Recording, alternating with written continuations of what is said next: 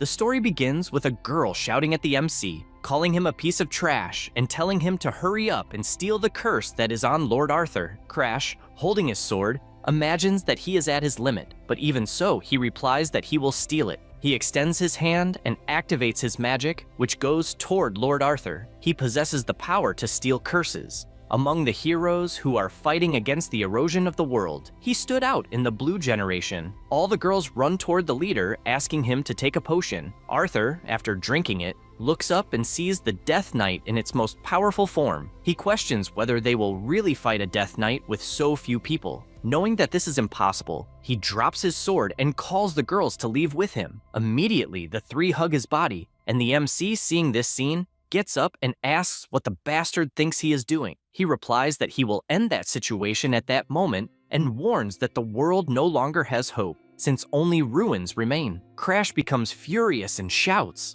wanting to know if he is really going to give up even after everything they did to get where they are, since they lost countless friends. He finds it funny that the situation reached this point because the guy was busy with women and probably went crazy. Sigrun shouts for him to shut up and guarantees that Arthur did his best compared to a piece of trash who only knows how to steal curses, and therefore should not speak about the leader. The MC finds this funny, since being called trash by her is nothing new, and points his finger, questioning how she can say such things to someone who saved their lives. He shouts that no one would have gotten so far without his abilities, and also refreshes everyone's memory, starting with Abella, who is the Red Witch. He points out that she had said she could not use magic if she lost her voice, and that she even kept begging him to steal the curses. He did everything she asked, and even so, the girl attacked him when he went to get painkillers, and both in the past and in the present, the habit of despising people has not changed.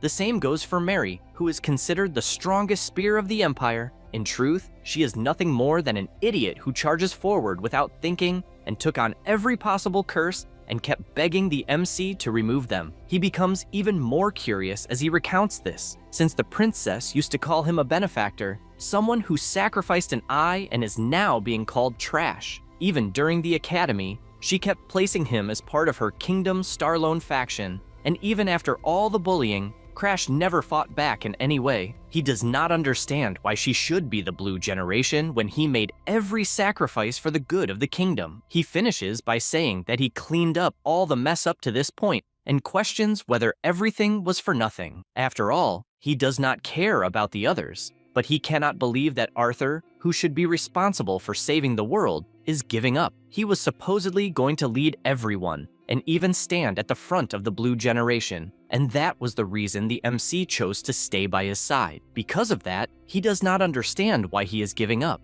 At that moment, Arthur says that he can finally tell the truth and once again repeats that the world is already over and that he will basically redo everything from the beginning. The MC does not understand what the hell he is talking about, and the leader says that this is not the first time he has seen the end of the world because his ability is regression. Crash is shocked by this, and Arthur explains that in that life he obtained the inherited memory ability and can regress while keeping his memories. Soon, he will be able to regress with his current experiences and will have a chance to prevent the apocalypse. He then finishes by saying that he will restart everything with the girls by his side. The MC does not accept what he is hearing and asks about himself, whether he will not go along. Arthur remains silent for a moment and then bursts into laughter, saying that he wants nothing more than for Crash to get fucked. He is shocked to hear this, and Arthur admits that the Black Hood ability is useful since it can steal any existing curse. However, he does not know why he would regress with someone whose body and mind are already weak and does not know what use he would have. After all, it is much better to take a fresh version of him. Crash does not accept this since he was nothing more than an object, and the man tells him not to worry since he will make good use of him in the next regression. The MC tries to process what is happening and feels that deep down, he always knew. When the generation ignored him and he only stood there watching,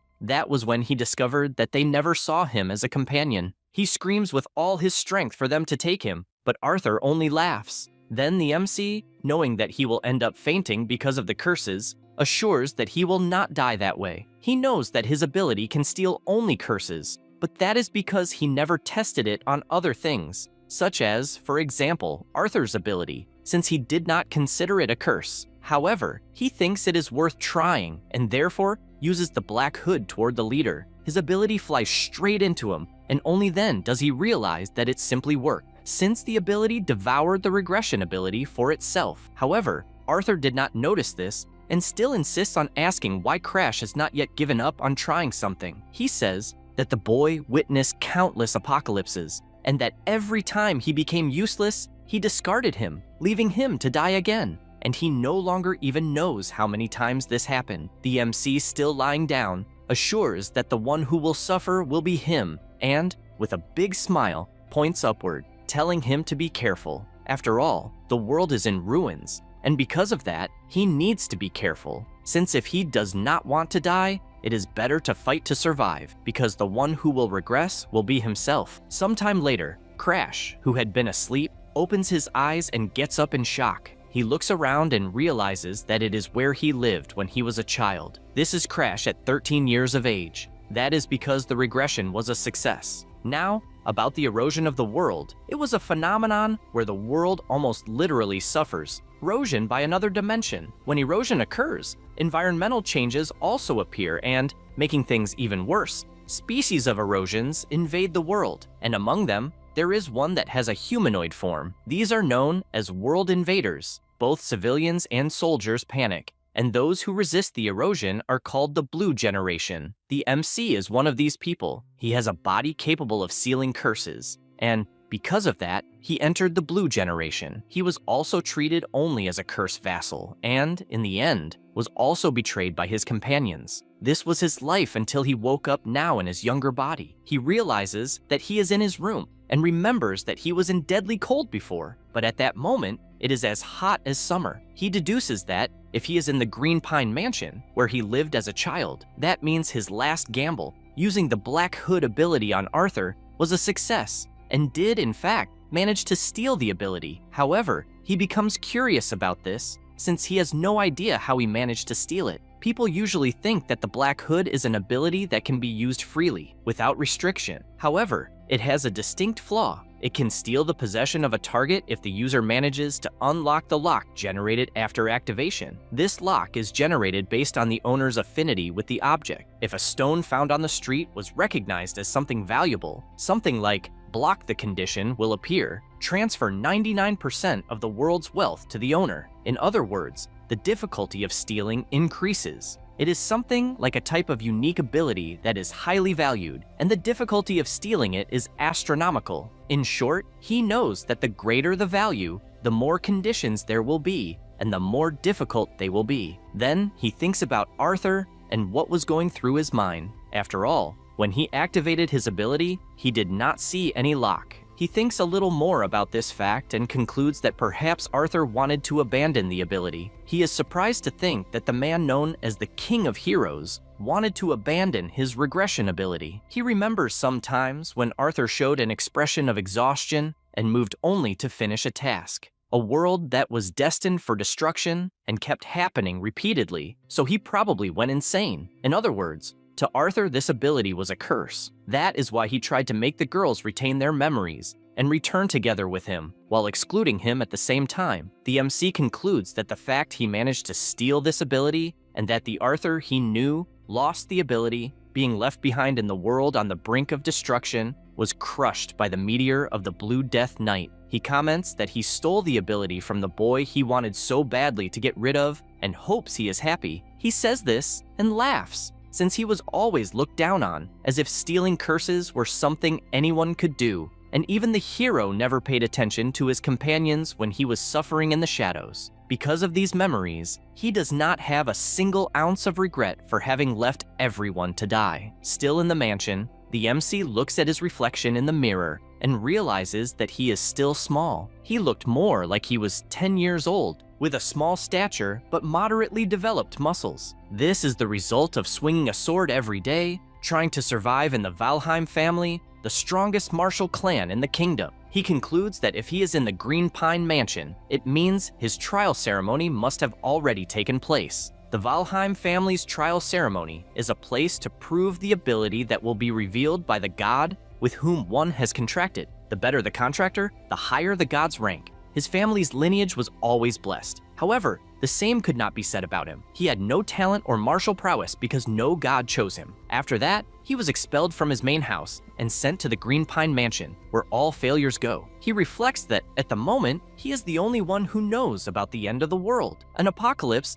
that not even the Blue generation will be able to stop. This makes him question whether he will be able to prevent the destruction of that world. He tries not to get discouraged, since he does not know whether he will be able to stop it or not. After all, he has to stop it, because if the world ends, he will go with it. And, excited, he knows he has no other choice. While walking, he is called by the butler. The MC is glad to see that Ariod is still alive. He is the only butler of the mansion. The MC, excited, calls out to the old man and then asks when he will use the poison that his brother gave him to kill him. Those words make the butler break out in a cold sweat. In short, the MC was poisoned when he was 14 years old, and that was his first lesson about betrayal. Still in the regression, there is a girl battling against other warriors. She was relentless. Everyone questioned whether the girl was really 15 years old, since the knights could do nothing against her. This is Charlotte, the MC's older sister, and she holds the title of Sword Saint. The audience whispers that the girl is a talent that appears once every millennium, and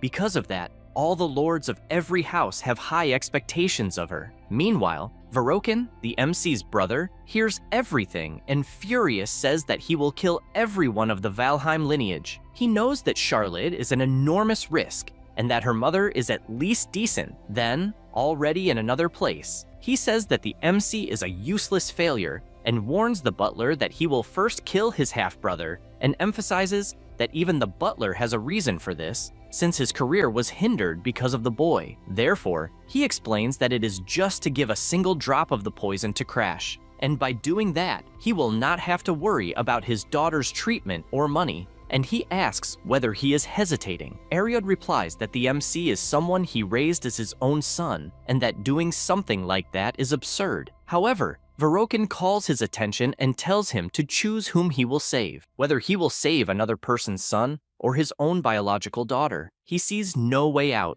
but still answers no. With this outcome, the MC finds himself holding the butler in his arms, vomiting heavily. Basically, on the day Ariod was supposed to kill him, the butler was unable to bear the guilt and therefore ate the poisoned steak and ended up dying in his place. Back in the present, the old man asks what he means by that talk about poison, and Crash tells him not to play dumb, since even knowing he was going to kill him for the sake of his daughter, it is sad to imagine that he would not know about it. The butler lowers his head while listening to those words, and the MC feels a little awkward, since acting that way will end up leaving the old man with no choices. And so, he says that if he wants to play dumb, he can go right ahead, and if it had not been a mistake from the beginning, he would never have given that order. The butler is surprised, since at first he imagined that the boy would blame himself for having betrayed him or cry in rage, but he wonders whether the young master has changed. He thinks about this while the MC asks him to accompany him. They go to the library, and the old man wonders whether Crash is going to study. However, he simply asks him to cut the wall. Ariod does not understand this request, but the MC merely says that this feat should be easy for the butler of the Valheim family. Ariod answers yes, and,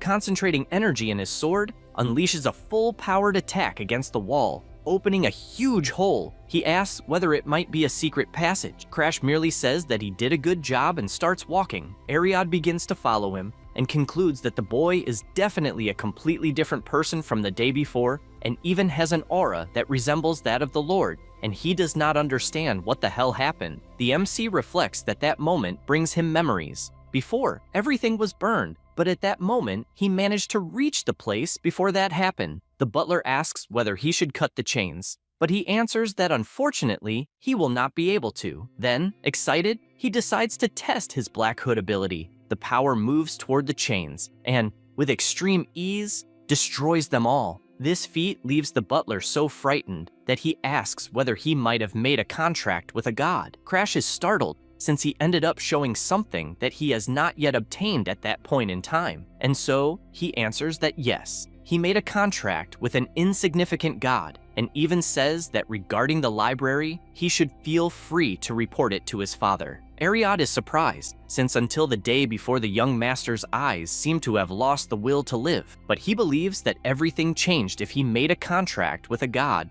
and probably obtained a powerful ability. The butler also knows that the MC has the same lineage as the greatest genius of the Valheim family, and even if he is not at the same level as her, he will probably display great feats. With that in mind, he draws the MC's attention and says that until he finishes what he has to do, he will not report anything to the head of the family. He hears this and imagines that it is probably the side effect of regression, since he is acting differently than before. A change occurred with Ariod. Basically, the butler who betrayed him will live only in his memory, and he thinks that Arthur must also have suffered from this, and that this is probably the reason for wanting to get rid of this ability. Crash also imagines that if he manages to cure Ariod's daughter's illness, the man will probably swear eternal loyalty. He knows that he needs to increase the number of pawns while he is in that regression. With that in mind, he simply tells the old man to do as he wishes, since deep down, he knows that he can cure his daughter later. After all, the secret library is his priority. He sees a glow on the door and is startled, since completely out of nowhere,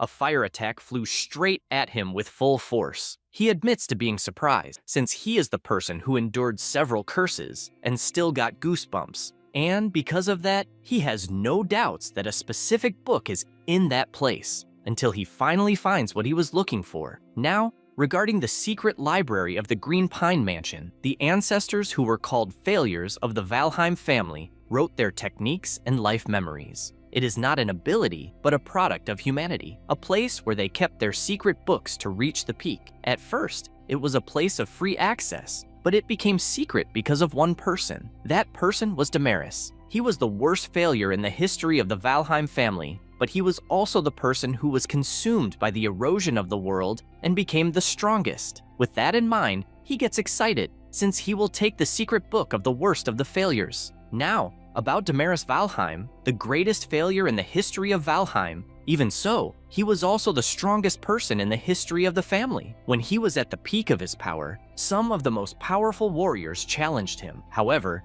no one was able to stop him. He had extreme immersion poison in his blood. This was because he incorporated the erosion of the world into his own body and possessed an insane secret art to handle his power. The MC thinks about all of this and imagines that before, half of the book was burned, so he did not know why Damaris ended up that way. But apparently, he went mad because he could not control the advance of the erosion. He stops to think that when he was caught by the curse of the world's erosion, he ended up weakening the curse with the Black Hood, and somehow endured it by compensating with other curses. The same principle applies to the devastation caused by extreme immersion poison in the blood. This is because he stole a curse that controls the advance. This makes him question whether, by any chance, he might be able to become strong like Damaris. Thinking about all of this, he draws the butler's attention and gives the order to ensure that from that day on, no one enters the Green Pine Mansion. Ariod says he understands and returns to his post. Meanwhile, he imagines that the young master will turn a blind eye to his mistake and, therefore, he should repay his kindness by refusing Verokin's proposal. He says this to the boy, who becomes furious at having his proposal to poison the MC rejected. He says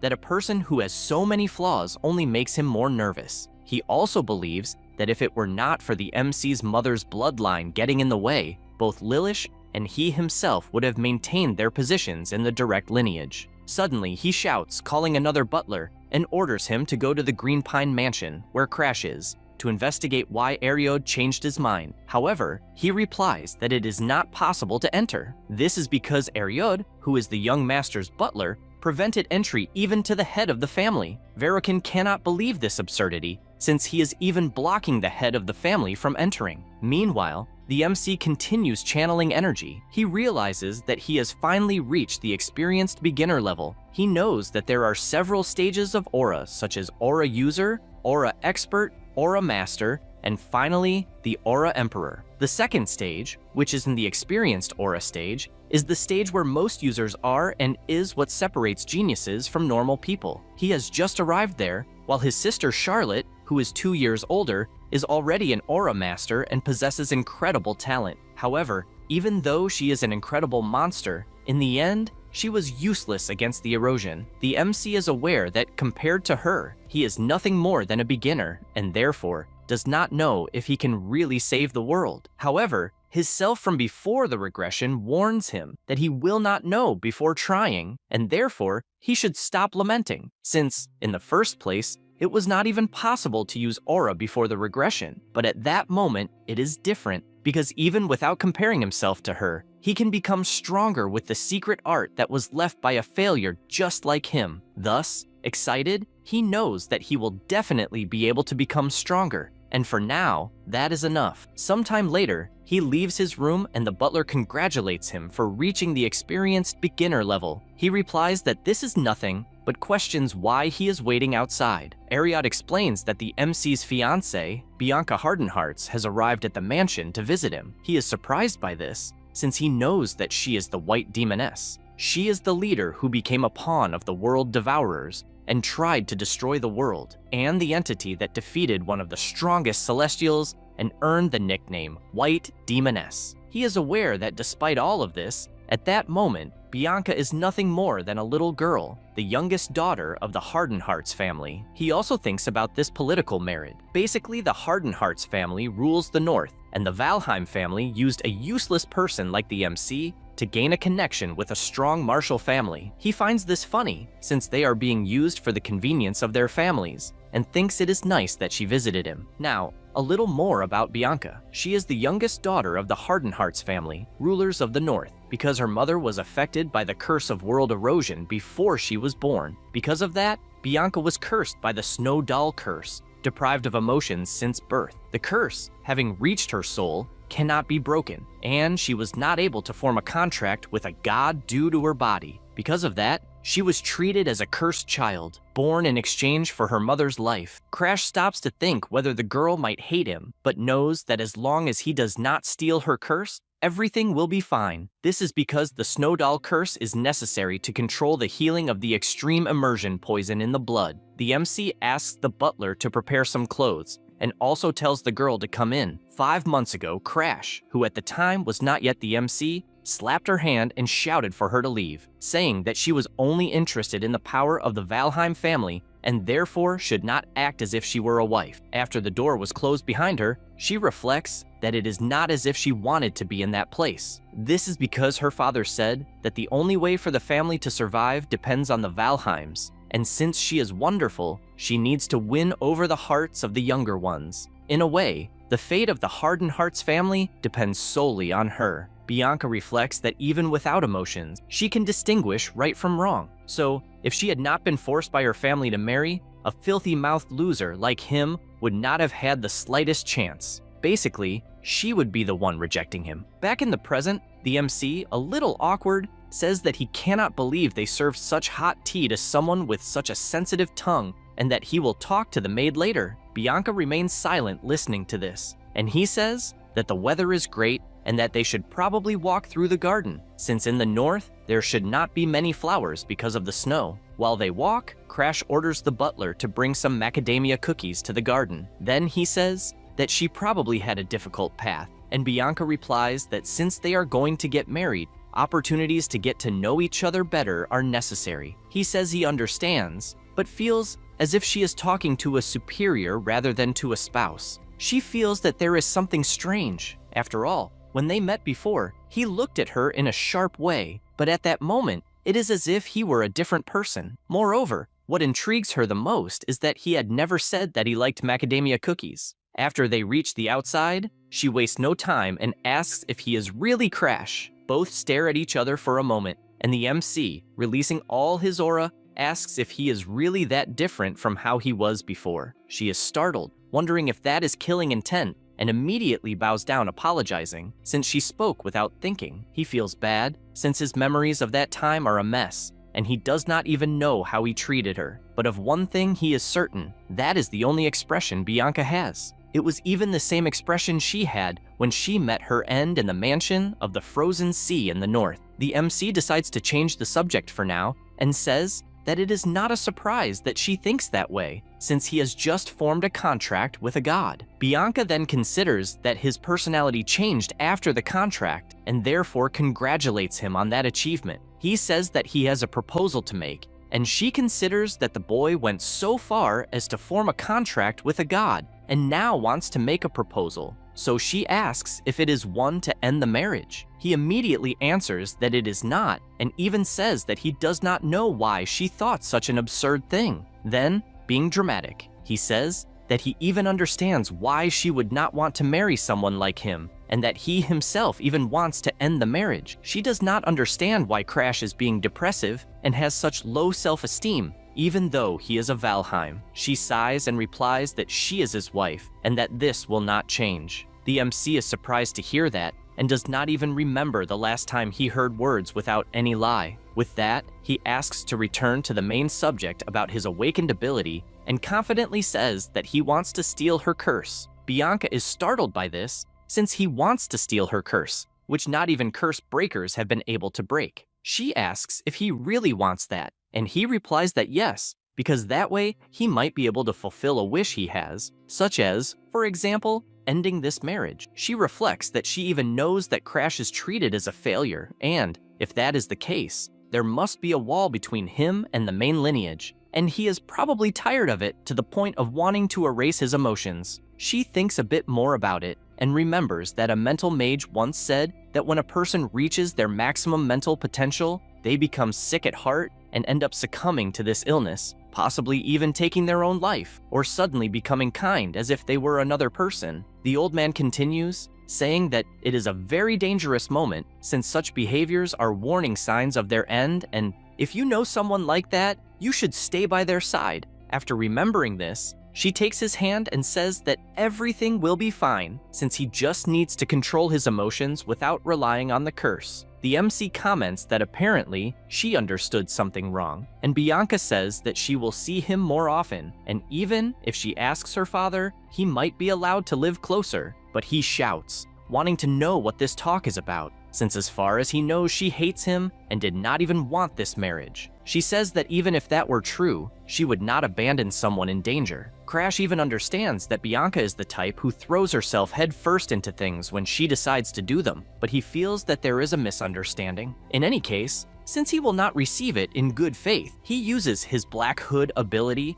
and reaches the point where the curse is. And with that, the condition to unlock the lock is generated. He is startled to see that the first condition to unlock it is to become Bianca's friend. He quickly realizes that it is a problem for there to be a lock. After all, it is a curse that was born with the girl, is recognized as part of her body, and has its value. He also thinks about this condition, since he knows that becoming her friend is more difficult than becoming her spouse, because she has no emotions and therefore rarely shows interest in anything. In addition, sending her back would only be a matter of time until she becomes the White Demon, and therefore, he must keep her by his side to look for an opportunity to become her friend. He knows that if he manages to prevent her from becoming the White Demon and also obtain the Snow Doll, then it will be killing two birds with one stone. With this in mind, he says that he is happy with her cooperation and is even grateful that she sees him as a spouse. She says that first, she will check with her father since she needs to confirm it,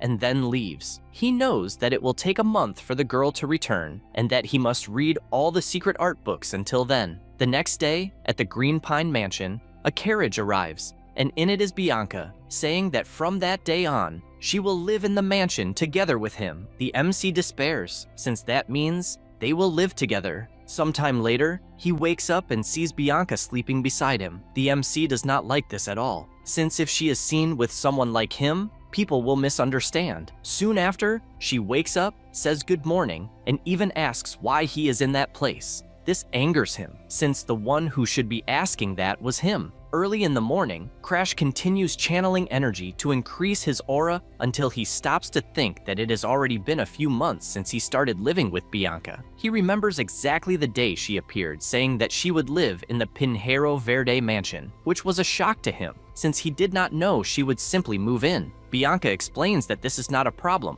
since her family gave permission. The MC finds this very strange and even wonders if she was okay living away from her family. After all, when one has no emotions, affection for family also disappears, and perhaps you become indifferent to this kind of feeling. In the end, this was a good opportunity to become her friend. He thinks about all this, since it was summer, and it is almost winter now, so nearly a year has already passed, which means that the opening of Rehern Academy is approaching. This is an academy established by the 4 great kingdoms and the Empire working together to train people who can oppose the erosion of the world. Basically, young people between 15 and 20 years old can attend it. Before Crash's regression, that was the academy that produced countless members of the Blue generation who possess stolen abilities. He becomes furious remembering all of this, but sees the bright side, since he knows everyone's weaknesses better than anyone else. So he will be able to steal their abilities easily and is determined to do so as soon as he enters the academy. He will turn 14 next year, so he will have 1 extra year before enrollment and will need to find a way to become stronger until then. However, he is realizing that he has begun to reach the limits of his talent. Basically, with only a single secret stumble, the beginner level at the entrance to specialists is his limit, and he knows that to surpass this wall, he has no choice but to steal Bianca's snow doll curse as quickly as possible and learn how to use blood immersion poison. He goes to the door and asks if she was waiting once again. Bianca answers yes, since she cannot leave him alone. The MC does not like this at all, since the girl has been following him everywhere like a little bird since summer, and his only doubt is when she will start seeing him as a friend. At that moment, the butler appears and says that an invitation from the Stellar Sanctuary has arrived. He is surprised by this news, since the Stellar Sanctuary is a festival for miners in the Kingdom of Starlon, held once a year. Most people attend unless it is an exceptional case, and it is excellent for socializing and expanding one's connections. He receives the letter and thanks him for it, while also reflecting that he has been confined to the mansion since his regression, and, because of that, his memories of that time are vague. On the other hand, he knows that a certain person will appear, so he must hurry to fulfill his promise to Ariode. He returns the letter and orders a reply saying that he will attend, as well as Bianca, who says the same. After the butler leaves, Bianca comments that the participants of the sanctuary will probably try to criticize him. He agrees and even does not know how it will be for her, so he considers that it might be better for her not to go. She refuses, since she wants to go with him, and because it is the duty of a fiancé to protect her partner. He finds this nice, but says that he is not speaking as a fiancé, and instead wants to know her true feelings. She soon notices the look of pity on his face again, and imagines that over the past months, Crash has been kind in a strange way, always asking if she wants breakfast, and also inviting her to go to the library, or even accompanying her when she went to sleep in the middle of the afternoon. She felt warm, since she had never been treated with so much kindness, not even by her own family. And, watching the MC train, she thinks that he is being so good that she can no longer even remember how terrible her first impression of him was. Thinking about it, she states that she will go with him not as a fiancé, but of her own free will. Crash is surprised by this and smiles, since he finally heard what he wanted. By the late afternoon, they go by carriage, and he comments that it is surprising that people rented the most famous tourist spot in the area, and believes they have a lot of money to throw away. The reason nobles are respected in that world is because they can fight against the erosion of the world in place of the commoners. And even so, these people obsessed with parties instead of training are supposedly the future of Starlon. They finally arrive at the sanctuary, and at first glance, he strongly doubts that there are many decent people in that place. Immediately, gossip spreads freely, with people asking if the Crash who arrived is the useless son of the Valheim family, in addition to thinking it is a waste that the cursed daughter of the Conqueror of the North has such beauty.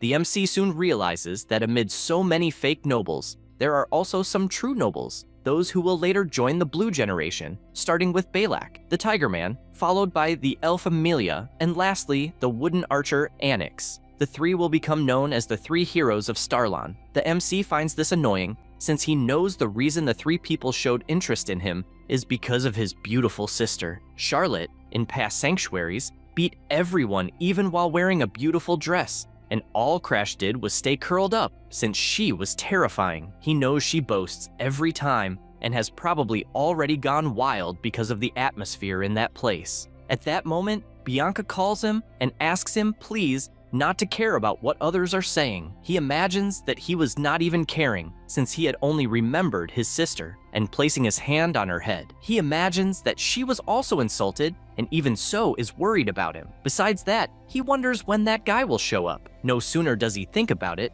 then the person arrives greeting everyone. This is the center of attention of the alchemy castle, Darling Danfilion. Before the regression, he was covered in curses, and Darling, who was his friend, asked what had happened for him to become so bad. In addition to noticing that there was every kind of erosion and that one matched the other, he also asked if he was interested in becoming his test subject, since that way he would cure him, and kept moving the MC from one side to the other until, completely out of nowhere, he prepared to give a kiss, and the MC, irritated, told the maniac to back off. It was his first time meeting the man who would later become known as the King of Alchemy, the best in the world. Back in the present, everyone notices Darling's presence, and while some praise how handsome he is, others comment that the boy is weird and that he arrived late on purpose just to gain attention. Crash, on the other hand, imagines that it is not possible that the attention-seeking stalker would be in a place like that with people of the same age. Next, he runs to the table, grabs a cake,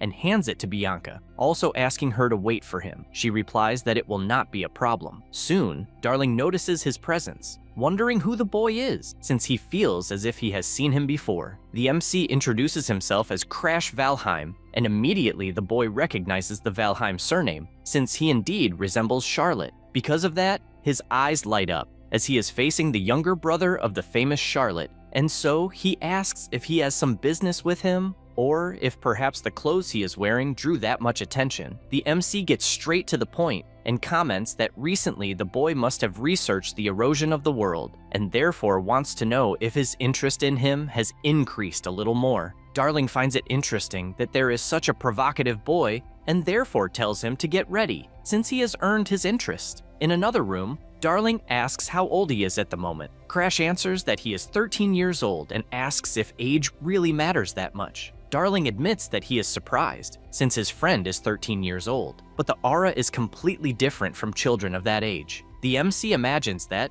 on the inside, he is a veteran graduate of the academy, but asks to get straight to the point. Darling tells him to go ahead, but before that, he throws a sword for the MC to catch and immediately attacks, making Crash block by reflex. While continuing to block, he asks what the hell he is doing attacking out of nowhere. The boy comments that he met Charlotte's younger brother and just wanted to see what abilities he has. Crash finds this a pain in the ass, especially since Darling keeps attacking non-stop until the MC gets irritated and counterattacks, putting pressure on Darling, who even asks whether Charlotte's so-called younger brother wasn't supposed to be a useless person without abilities. He comments that despite appearances, he trains every day, but imagines it is complicated to use secret techniques against a student and therefore should hold back. Because of that, he says he could help with research on curse neutralization. Darling is startled upon hearing this and starts attacking faster, since he wants to know what a mere boy knows about alchemy to be talking about that. Crash notices this and moves at high speed, placing the sword at the boy's neck. In addition, he says that to become a first-class alchemist, it is necessary to first prove the research to neutralize the curse of world erosion, which the dispersers have still not managed to break using other curses. Having said that, he explains that he will help with his ability to steal curses. At that moment, Darling is shocked to see that the MC possesses aura, even though he was supposed to be a useless boy without abilities, but soon imagines that it is an excellent opportunity if he is telling the truth, since he will be able to simultaneously prove supply and demand and curse neutralization. With that, he asks what he should do in return, suggesting something like becoming lovers. The MC tells him not to talk nonsense, since he will only acquire many curses in the future and just wants him to make a medicine to reduce those curses. The boy says that making medicines is indeed his specialty, and Crash is aware of that, as well as knowing that stealing abilities alone is not enough. After all, even the blue generation that managed to use extraordinary abilities could not prevent the destruction of the Earth. Therefore, a useless person like himself has to use every possible means, whether medicine or anything else. Darling then observes that, as far as he knew, the MC had completely lost his motivation from constantly being compared to his older sister Charlotte. However, that does not seem to be the case when seeing him in person. After all, one is an overwhelming genius, and the other is a distorted person. With those thoughts, he asks to inquire about something and questions whether he will go to the future Rahern Academy. He replies that he obviously will, since there are a shitload of abilities to be stolen at that academy. Darling gets excited hearing this and shouts that he will do anything, whether mixing medicines or whatever, since it involves curses, so he agrees. The MC soon realizes that the guy has not changed at all and asks whether he knows the disease of discoloration. He replies yes, that it is an incurable disease in which the skin turns black and eventually leads to death. Crash hears this and orders him to make a medicine for this disease. Darling cannot believe the absurd thing he just heard and asks whether he does not know the meaning of the word incurable, since even for himself this is impossible. The MC knows that one way or another the boy succeeded, even if it was a little in the future, so he sighs, stretches out his arm, and confidently asks him to do it, since he believes he can. Darling finds this interesting, since it wounds his pride, and agrees to do it. Crash tells him to send the medicine to the Green Pine Mansion as soon as it is ready. Then he comments that he would like to ask something, since he believes the boy likes his sister. Darling gets excited and replies that he loves Charlotte. This makes the MC question why he keeps talking about lovers or saying that he would like to be by his side and things like that. Darling replies that apparently Crash is still a child and cheerfully says that he also likes men, since he plays for both sides. The MC is shocked by this and runs away, telling him to stay away. After moving away a little, he notices that several people are gathered until he sees a boy grabbing Bianca's arm, and, in addition to squeezing hard, she could only say Crash's name. Seeing this, he comes in flying, landing a hard kick to the guy's face that sends him crashing onto a table. Then he asks what the hell the guy thinks he's doing trying to take his fiancée by force. He asks what the hell he was thinking by trying to put his hands on a 12-year-old girl, and questions whether that piece of shit likes that kind of thing. He immediately replies that no, since he was just following orders from Princess Claudia. The MC asks if he's talking about Claudia Stalin, and he answers yes, since the second princess ordered Bianca to be brought to her, and because the girl resisted, he tried to take her by force, but there was no way to avoid it since it was a royal order. Crash thinks about this, since Bianca is the youngest daughter of the Hardenhearts family, the rulers of the north. Due to her curse, her reputation among the nobles is low, but he doesn't understand why the princess, who always plays around with her followers, would go to the trouble of summoning her. He imagines that something is wrong, and that there may be some other connection. As he thinks about it,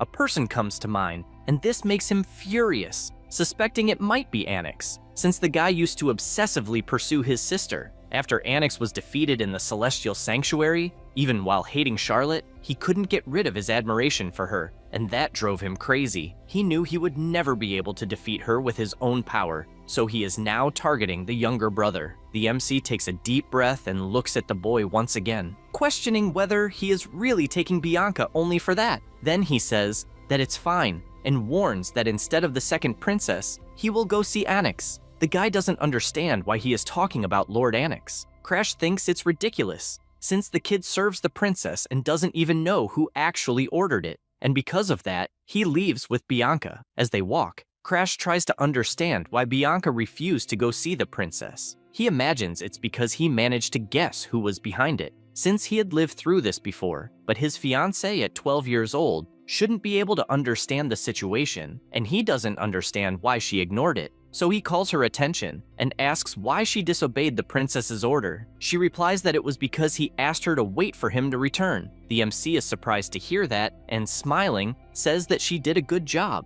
After arriving at the place, he is received by Balak, who is surprised that he actually showed up. Crash informs him that he is there to see Annex. He comments that he already knows and was even instructed to let him in. The MC thinks it's a pain, since he always wondered why he thought the boy was such a skilled dual-sword swordsman and doesn't know where everything went wrong. In any case, he is relieved that Annex ordered them to help him enter, but before that could happen, Balak says that he is curious about his abilities and therefore wants to fight. The MC thinks it's a pain and warns that fighting is forbidden inside the Celestial Sanctuary. The boy doesn't care about that at all, since he fought Charlotte anyway, so fighting him will be easy. This catches Crash's attention, since he learned that the boy lasted even longer against Charlotte than Annex did. Even though both are specialists, Annex's level is a bit higher, but his battle sense is so unpredictable that he can't read his next move. He even wants to avoid fighting Balak, but by the look in his eyes, he knows the boy won't give up that easily, so he prepares himself, because without warning, Balak attacks.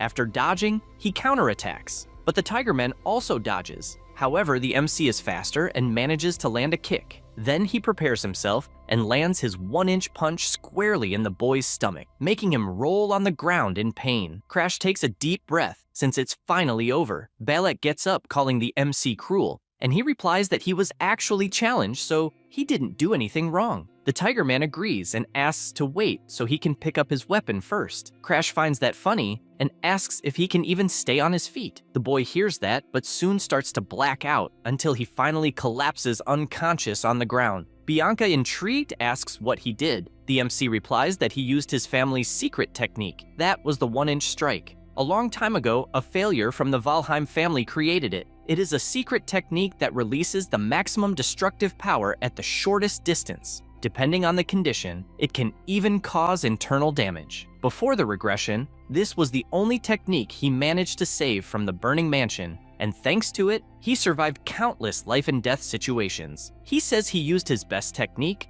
and therefore the boy will not get up for a long time. Next, he meets Anix, and Amelia immediately runs over when she sees Balak's condition on the ground. The boy admits that he is surprised that the MC really defeated the Tigreso, but Crash asks what the intention was behind using the second princess just to lure him to that place, and, whatever the reason may be, asks him to say it right away. Anix finds this interesting, since he heard different rumors about the boy being weak, and perhaps those rumors are false. The MC finds this amusing, since it was actually Anix himself who spread those rumors. However, if he loses in that place, the rumors will change a bit, because from that moment on, he himself will steal his opponent's abilities. Having said that, he comments that the rumors say he is a failure, so be it. But if he defeats him, the rumors will change. Anix finds this interesting, and the MC thinks better of him. They were together from the academy until the Blue Generation, and were basically old friends. Since they spent a lot of time together, he knows him very well, such as the fact that he only stayed close to the MC because he was useful to him, and that usefulness came from the worst possible reason. Crash was hanging from a cliff, unable to believe how everyone had died.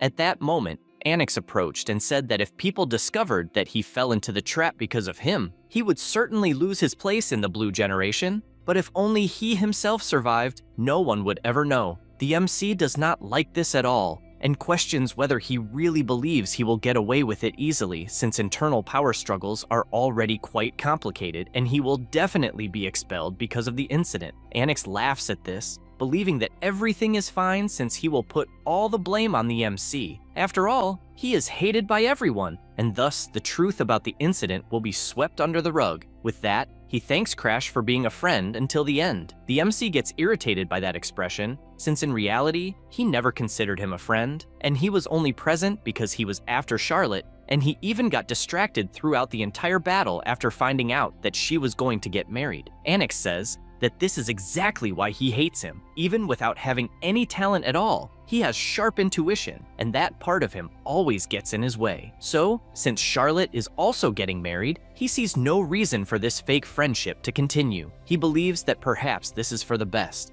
After all, Charlotte would not want to hold a funeral on her wedding day. At that moment, the MC loses his strength and lets go of the cliff. He cannot believe that things will end this way. At that instant, Arthur appears and saves his life, and that was when the two ended up on the same team. After thinking about all of this, he knows that, in truth, that was the beginning of the greatest catastrophe of all. In any case, Anix was expelled from the Blue Generation due to Arthur's testimony, and what pissed him off the most was the guy trying to marry the princess out of desperation. Suddenly, the boy says that the face and the way he speaks are identical to Charlotte's. The MC becomes increasingly irritated since the bastard has not changed at all. Because of that, he tells him not to casually mention his sister's name like that. He prepares himself and charges forward, since, like his sister, he never runs from a fight. Anix finds this amusing and blocks the first punch with his ability. Crash keeps trying to attack, but cannot land a single kick. In addition, a vine grabs his leg and throws him back, forcing him to reposition. He knows it will be more difficult than he thought, since he is facing the Glazer family's secret technique, the Celestial Wood style. It is a special technique that strengthens plants with aura to manipulate them at will. Combining it with his recovery ability, he manages to manipulate multiple plants and exceed the limits of the technique. The MC asks if he wants him to fight with a weapon and picks up a piece of wood. Anix becomes furious at the provocation and attacks with several vines at the same time, wanting to know how he will defend himself with a branch. Then, at high speed, he dodges all the attacks. This leaves the boy completely terrified, since it would make sense if it were a genius like Charlotte, but he cannot understand how a useless person managed to accomplish this feat without awakening the mind eye or something like that. The MC approaches at high speed, since before his regression, he had seen that guy's abilities until he was sick of them, and because of that, he provokes him, wanting to know if even at that moment he is thinking about Charlotte. He gets irritated since he had been quiet, and uses another ability that sends Crash flying away. This is his Celestial Wood style, 5th form, the Wood Giant. He tells him to be careful, but even Amelia panics, since her friend is going too far, and if it hits Crash directly, the consequences would be irreversible. The MC watches the Wood Giant attack and takes a deep breath. He knows that among all the books in the mansion's library, there was a tiny secret manual. The author was an ancestor who swung his sword continuously until the age of 80. He had no talent, he was simply a man who endlessly repeated mundane swinging drills. The manual, written in his final years, was short, documenting only his swinging practices. But the technique required a state of unity between oneself and the object, a realm unattainable through superficial martial study. However, since he himself had been involved in a similar situation countless times due to his curse, he was able to understand his ancestor's secret technique. He and the sword become one, and with a single movement, he cuts the Wood Giant in half, which is enough to leave everyone present shocked by what they have just witnessed. Crash approaches through the smoke and tells him not to be too arrogant with so little power.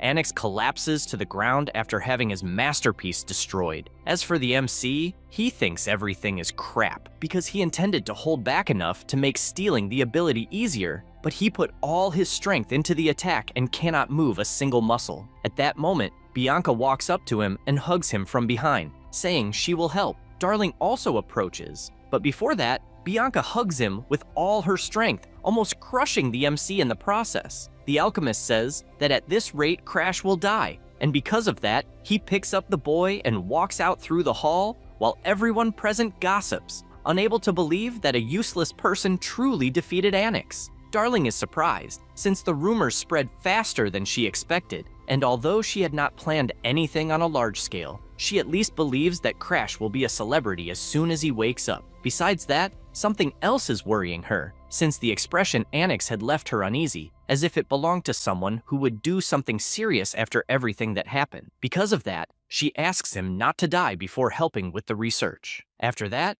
a week passes and the MC continues training at full throttle. He feels relieved, since he has completely recovered from the sword damage, and knows that if he had used it continuously to corner him until the end, he would be in a worse situation than Annex. Moreover, if he had not fainted, he could at least have finished the preparations to steal the ability. The MC imagines that he had two methods in mind to do this. The first method was to unlock the Black Hood seal, and the second method was to induce the opponent to doubt his own ability. And the method he intended to use against Annex was the second. This method is categorized as easy to perform, since by defeating the opponent in an overwhelming manner, such as the Wood Giant being destroyed with a single attack, it made Annex doubt his own ability. After all, he lost to a useless person he despised. Crash knows that, even if it takes time, he will eventually steal the recovery ability. He also wants to spend every day training to surpass the geniuses. At that moment, the butler calls for him and informs him that Master Verikin has arrived at the mansion.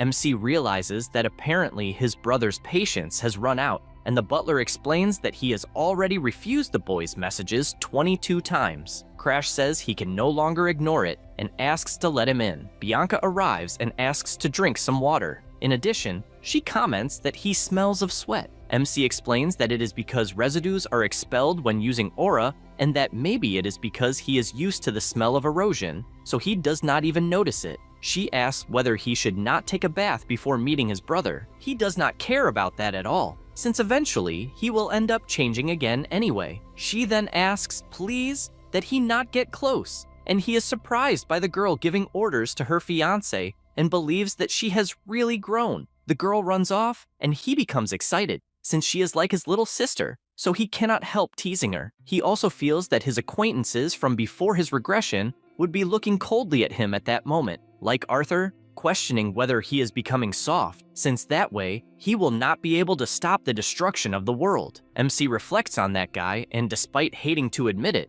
knows that, except for the final moment, Arthur was a hero who was always on the front lines and never let his guard down. This makes him wonder what the guy is doing at that moment. At that instant, Verokin approaches and asks whether he is flirting with the fiancé, since they seem to be having quite a lot of fun. MC says that everyone needs some time to have fun. Verokin finds something strange, since he is facing the boy who used to be so afraid of him that he would not even make eye contact. But at that moment, he is looking directly at him without any problem. This makes him believe that the rumors of his brother having defeated Anix might be real. Crash takes the opportunity to ask whether he should not be busy, since even so, he appeared at the mansion. Verokin does not understand what he means by the culprit, and he explains that he heard that the academy will be accepting students based on exam results instead of their status. And his brother says that, in fact, the real reason for the visit is that he has an order to deliver, since they will prevent the world erosion that occurred at Mount Garrelac. Crash is startled by this, since that type of assignment should not be mandatory until 15 years old. His brother asks him not to worry, since he will be accompanying him as a guardian, and therefore asks whether his little brother, who supposedly defeated Anix, is not scared stiff. MC becomes irritated by this, and since it is clear that his brother wants to test his strength to keep him under control, even so, he says that he accepts. After all, he is more accustomed to fighting erosion than to a peaceful everyday life, and even knowing that it is a trap, he still has a plan. Bianca asks where he will be going, and he replies that he will be away for a while to deal with an erosion mission, and therefore, she should not follow him. She replies that she will not, and also comments that, logically speaking, sending a 13-year-old child to deal with that type of mission is absurd. MC is surprised by this jab aimed at his brother, and Verokin asks what a cursed princess thinks she is saying. At that moment, MC interrupts, making it clear that Bianca is his fiancée and therefore believes that his dear older brother would not take the words of a child seriously. Both stare at each other, and Verokin simply leaves. Once again, the MC says that she did a good job, but she says that she did nothing. He knows this, since even if she is not aware of it, there is no problem. Bianca asks him not to faint again, and he prepares to go on this new journey. The corrosion of the world is a phenomenon in which the world is literally corrupted by another world, and, over time, corrupted species appear, and, at other times, climatic changes occur. And if the corrosion continues, the area itself turns into another world. The expedition finally arrives at the Garrelac Mountain Swamp. Verokin comments that it is a 3-star corrosion, and that the purification team will begin their work as soon as the boss is defeated. The MC reflects on it being a 3-star corrosion, since it is a level that a mid-level order of knights and specialists could handle without problems. In addition, his brother may not look like it, but he is at the specialist level, a high level one, and should be able to defeat the boss of that corrupted zone without problems. His brother approaches and comments that he only brought him along so that he could gain some experience, even though he is a low-level specialist. Crash, all happy, replies that he understands, but he knows that reality is different, and, in fact, there is only one reason why he agreed to show up in that place, since he wants to temporarily test a solution for his outburst. The team begins killing the monsters, but they think it is a drag, since the quantity is enormous, and, at that pace, there will be no end. At that moment, the MC warns that that corrupted species has no head but has teeth, and if one is bitten, it will swell, so one must make sure to envelop the entire body with an aura. The soldier is moved by these words and asks if he has, by any chance, already fought in any corrupted world. He replies that he is still very young, and that it would even be strange if he had come close to one. His brother does not understand it very well, since he is certain that the MC is useless. But for a first time, he is extremely calm. He remembers himself, since when he went to a corrupted zone, for the first time he was 15 years old, and his pride was completely shattered. And because of that, he does not understand how someone even younger is allowing himself the luxury of giving advice to the knights, since this is completely different from his own first time. Crash notices that he is being watched and makes a mocking face,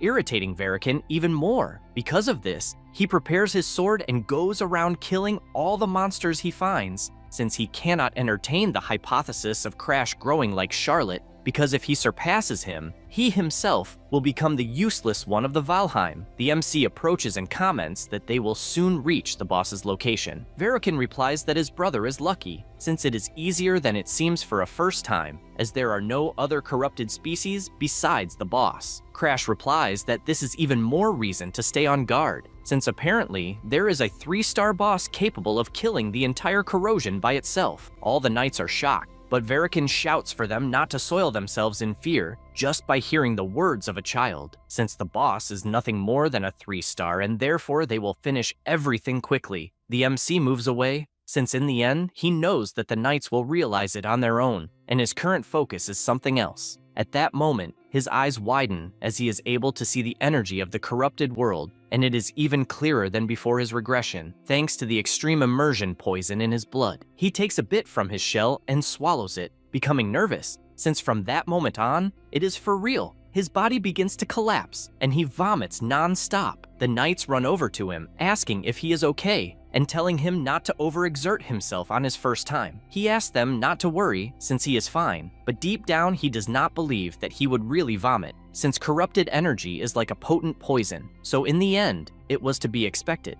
Even so, there is no other choice. After all, it was because of that he mastered the blood immersion poison. First, as the secret manual says, he will try to mix his aura with the energy. The aura circulates endlessly like a great river, absorbs the corrupted energy, and eventually will merge with the great river, creating a new color that cannot be painted over. So this is the after effect of the surge. His eyes open and he begins to pant. Immediately, he realizes that he would not have been able to endure it under normal conditions. After some time, he decides that it is time to use the secret technique. After all, after Demolis Valheim, the Seishuken was closed and it was believed to have been erased from history. But one day, a blind ancestor discovered a secret archive. However, due to his blindness, he could not read the archive and had no choice but to close the door to the secret archive. But to prevent someone like him from appearing again, he decided to leave a single secret manual in the archive. A power begins to emerge from his body and grows increasingly intense. That is the sixth sense,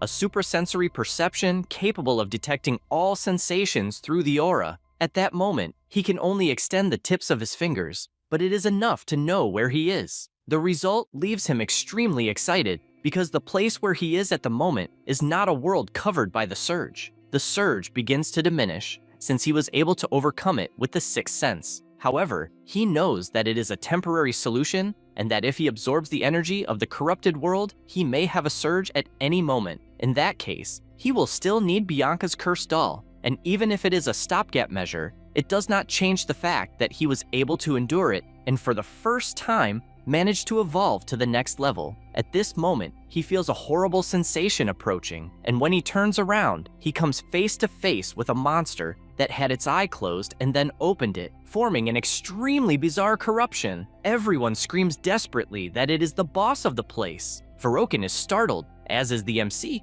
since out of nowhere, Sengaki, the demon of 1,000 faces of level 3, appeared among them. Immediately, Verokin shouts for everyone to prepare for battle, and also activates his Ignis ability, enveloping his body in flames. All the knights comment that the Lord's ability is always beautiful to see, since it is not only an immense destructive power, because in the end, the ability incinerates the target regardless of what it is. The MC, also surprised, thinks about this technique. That was the ability that burned his arm before, since his brother used to torment him to show the difference in their powers. The MC watches him from afar, and imagines that before the regression, the guy was a complete madman, but he does not know how he is now. However, he does not care about that, since deep down, he wishes that nothing has changed. The boss begins to defeat them one by one, and a knight shouts that apparently it is a curse that erases the face, since even the seniors are having difficulties against the 8-armed monster. Because of this, he believes that there is no possibility for the apprentices to avoid that curse. He does not stop trembling, since they have reached a point where the only choice is to run. But Verokin appears at full speed and attacks the boss, who begins to burn in flames,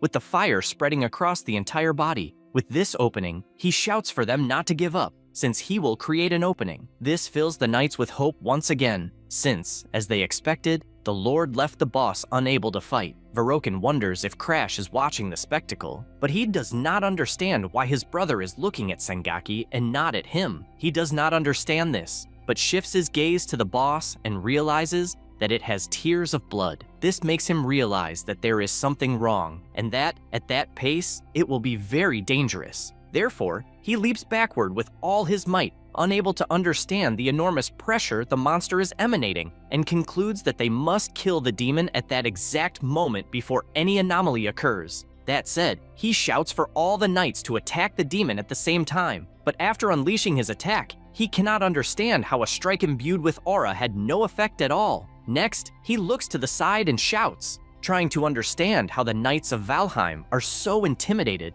as all of them are completely immobile. At that instant, he cannot believe what he has just realized, since he feels something ominous, as if his face were being pulled, and he cannot believe that he was caught by Sengaki. The storm worsens with each passing minute, and Verokin becomes increasingly certain that the situation is dire and that he will definitely die. Everyone starts shouting, wanting to know where the demon of 1,000 faces is, and even while fleeing in one direction, they realize that they cannot see toward the outside, which implies that the world corrosion may be a closed space. This makes Verokin grow even more desperate, since they will not be able to leave unless they defeat the demon. The MC approaches upon seeing his brother's despair, and comments that he actually possesses a secret technique that might help, since it is something his sister Charlotte passed on to him. He explains that the reason he was able to fight Anix at the Stellar Sanctuary is because of this technique. Even someone like Charlotte had special feelings for the siblings born of the same mother, so the girl does possess emotions. Verokin asks if he truly has a secret technique capable of defeating something like Sengaki. He answers yes, and reasons that instead of avoiding his brother only to die lost in that corrupted area, he extends his arm and says that he knows his brother does not trust him, but asks him to trust Charlotte's ability. Verokin stands up and agrees, since their sister is a genius after all, but emphasizes that if it fails, it will be the end for both of them. The MC, excited, asks him not to worry, as he definitely will not fail. Still amid the storm, the MC comments that the demon is approaching and asks whether the Ignis ability is already ready. Verokin replies yes, and Crash stands up to begin. He starts gathering energy, and all that concentration flows into the sword. Verokin simply cannot believe the focus he is witnessing, since the aura around the sword is something so pure that he has never seen in his life. He confesses that he hesitated when Charlotte told him to add the flames of Ignis to her secret technique, and that no matter how much he practiced, he was never able to master that aura, unable to understand how someone useless managed to do so. The MC asks his brother to grant the Ignis ability, and without wasting time, his brother extends his hand and activates his ability on the MC, who becomes completely engulfed in flames. Verokin asks if something is wrong, and Crash warns that in the end, he will not need him to buy time, as he will be able to do everything on his own. He cannot believe what he is seeing, since Crash's flames are burning more intensely than his own ever did, and the sword will definitely kill the demon of 1,000 faces. He reflects that he lost his subordinates, and that, in an instant, he could only run for his own life. Thus, if Crash defeats the boss, that means he himself is weaker than someone who is called useless. No sooner does he think this, than the MC unleashes a single attack, which is enough to cut the monster in half. Verokin is left in shock, since the boss was indeed defeated by his brother. The sky clears with this victory, and Crash looks back and says that everything is already over. However, Verokin does not like that it was so easy, and because of that, he picks up his sword and attacks with everything he has. However, the MC defends, leaving his brother terrified, unable to understand why the hell he is not able to use Ignis. Because of this, Crash is grateful for never having changed. The conditions to unlock Verokin's ability were as follows. First, to give a part of Ignis to an opponent of his own free will, then, to acknowledge that this opponent controls Ignis better than he himself does. Finally, it comes from pride. The MC strikes his brother with a blow, since at the moment Verokin tried to attack, Ignis had gained a new owner. While the boss's body is engulfed in flames, the MC takes a piece of it and tells his brother that he also thought it would be good if they could have gotten along from the beginning. But no matter how hard he tried, it was impossible to have any kind of relationship. Because of this hostility, he throws the piece of the monster into the man's mouth and warns that even though they are brothers, deep down, there was a small spark of hope that he would acknowledge him at least once. Unfortunately, it seems he did not have that choice. Verokin only keeps groaning, and the MC says that he writhed in pain when he was burned by his brother on the arm and on the face. Verokin struggles until he loses his life. The MC looks up and says that, ironically, the weather is nice. Soon after all this, back at Valheim's main house, Verokin's order of knights was wiped out and the corrosion was raised to 5 stars. The corrosion was raised to 5 stars, and they said that a superior class specialist was required to defeat it. At the boy's funeral, they cannot believe that Verokin had to sacrifice himself, since otherwise Crash would not have survived. The enraged butler does not accept that a useless person survived. Meanwhile, the head butler tells him to be careful with what he says, since the boy is Verokin's brother, who sacrificed himself to protect him. At that moment, the MC walks through the door and thinks that apparently everyone believed the testimony, and because of that, there is no need to worry. Thanks to Verokin, he obtained many results from this expedition. He confirmed that he can control the surges that occur with his sixth sense, became more adept at using blood immersion poison, and through Ignis obtained the black flames. Since Ignis is an ability that can set anything ablaze, he tried to apply it to the power of world corrosion and never expected it to have that effect, since the firepower of the black flame definitely exceeded his expectations and can be used as a trump card. Now, his only remaining problem to resolve at the main house is to conduct an investigation into the abnormal phenomena in the world corrosion zones. He imagines that people still do not know the real reason, since in truth, it is the work of a world runner. The runner's main body is submerged in an eternal dream and could only see the real world through its lackeys, the undead. After entering the room, he is greeted by a girl. This is Saphira, a 4th-class investigator of world corrosion. Immediately, he notices a black star on her neck, since he knows what it is. Then he changes his reaction and says that he did not expect to find her so soon. He calls her undead and says that he wants to make a deal, since he will erase her mortality. Saphira smiles and asks if, by any chance, he is the regressor. She becomes excited by this and says that she was looking for something completely different, but apparently fate sent the wrong man. Now, about the Karmasin Immortal, Crimson Garden Augusto. Before the regression, under Arthur's orders, there was an attempt to steal his immortality, but it ended in failure. At the time, Arthur said that the Immortal would be completely occupied regenerating only his own body, with no room to command his subordinates. So the reason Crimson had so many lackeys was because her true body could not move due to a curse. Sigrun asks which part is regrettable, since he must have forgotten how many problems they went through, because the guy increased the corruption zone level and therefore tells him not to pretend innocence. Arthur asks them not to argue, since in any case they will resolve the Immortal's matter. Then he looks ahead and tells the MC that it is a shame he could not steal immortality. He laughs and says that indeed it is a shame, since even if he were reborn, it still seemed impossible. This is because it was an absolutely impossible condition, as one would need to be stronger than the Immortal. Returning to the present, Crash asks what makes her think that he himself is a regressor. She replies that the moment a mere child proposed such a bold deal, it could only mean that he is a regressor. Then, releasing her power, she comments that a mere regressor trapped in the gears of time thinks he can kill someone like her, who transcends time itself, and therefore he should not tell such obvious lies. He raises his hand and replies that it is not a lie. Then he uses his Black Hood ability, since he can even steal her immortality. Saphira imagines that in order to find someone capable of killing her, she kept increasing the world corrosion, and apparently, someone who can steal her curse of immortality has finally appeared before her.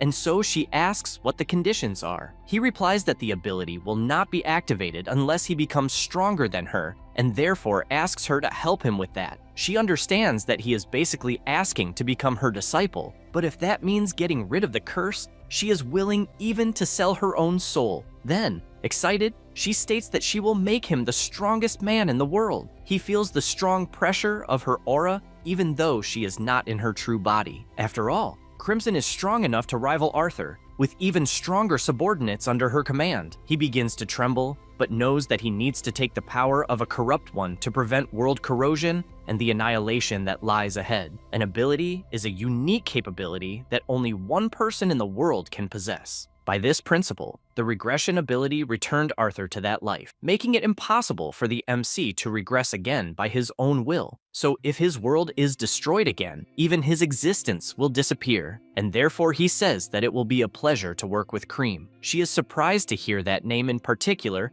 and soon realizes that it is Crash. Because of that, she gives him a smack on the head and orders him to call her master. She asks if he does not live in that house, and he replies that he stayed there for a few years and even does not remember the faces of his parents. At that moment, the Valkyrie, by direct order of the lady of the mansion, says that his mother is calling him. He is startled, since his mother has not even shown her face at the Green Pine Mansion, and believes that perhaps she heard the rumors that he suddenly changed and became interested. In addition, the servant says there is one more thing and explains that when the head of the family returns from the Forbidden Domain, he also wished to meet him. The MC is shocked by this, since his father is someone who has reached the realm of a demigod, and perhaps he sensed something about him through the stars. The servant warns that Lady Arya instructed that he remain in the main house until the head's return. However, Crash imagines that Bianca is waiting, and moreover, there is a lot to do, and he has no time to waste in that house.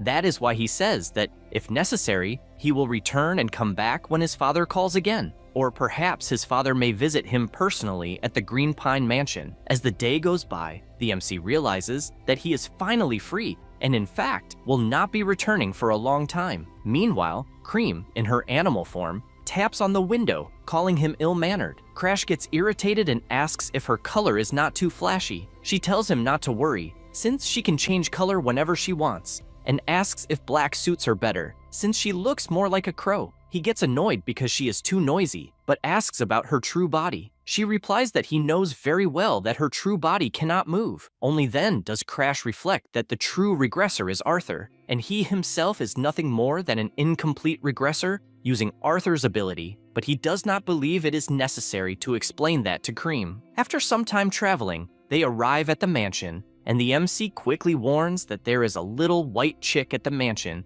and that she must be gentle. The so-called white chick is Bianca, welcoming him. The butler also appears, calling for him, and the MC asks if everything is all right. The old man hands him a letter and says it is from Darling. The boy says that the medicine for the discoloration disease he requested is ready, and that he made it quickly while thinking of him, and that he will even see him soon. Crash informs Aryod that if someone called Darling appears at the mansion, he must be treated with great care, since he will be his benefactor. The butler says he understands and also mentions that Bianca was quite worried about him the whole time. He says that the girl found out about the trip and therefore asked for a carriage to be prepared to follow him. He is surprised to hear this and realizes that he did not check the conditions of Bianca's curse. Because of that, he uses his ability, and a notification says that the first condition is to become her friend, and the unlock is complete. The MC simply cannot believe that the first condition was unlocked without him even noticing. She asks if there is something on her face, and he says no, since he only wanted to introduce a new friend, and says that the crow's name is Cream. Bianca squeezes the animal, since it is soft like a teddy bear. Meanwhile, the MC is still baffled, as he has no idea how he unlocked that seal that required becoming her friend, since normally when someone says an important person, it can mean relatives, children, friends, or lovers. And since he is technically her fiancé, he believes that lover is the closest possibility. He does not understand how it would be possible to become her lover when she has no emotions, since the conditions were not like this before he regressed. And he is also an adult on the inside. Cream says that apparently Bianca liked her, since she would not let go of her at all. In any case, she says that she wants to test Crash's strength, since the game is over and they must go to the training area. After doing so, he is left collapsed on the ground after taking such a beating. Cream says that she did not imagine that a regressor would have such mediocre talent. He replies that he already said he is a total failure. She says that at least he crawled back to the past using his experiences and secret techniques, but that effort will be surpassed by a true genius in less than 5 years. Cream gathers energy and warns that what she said only applies if they are talking about pure talent,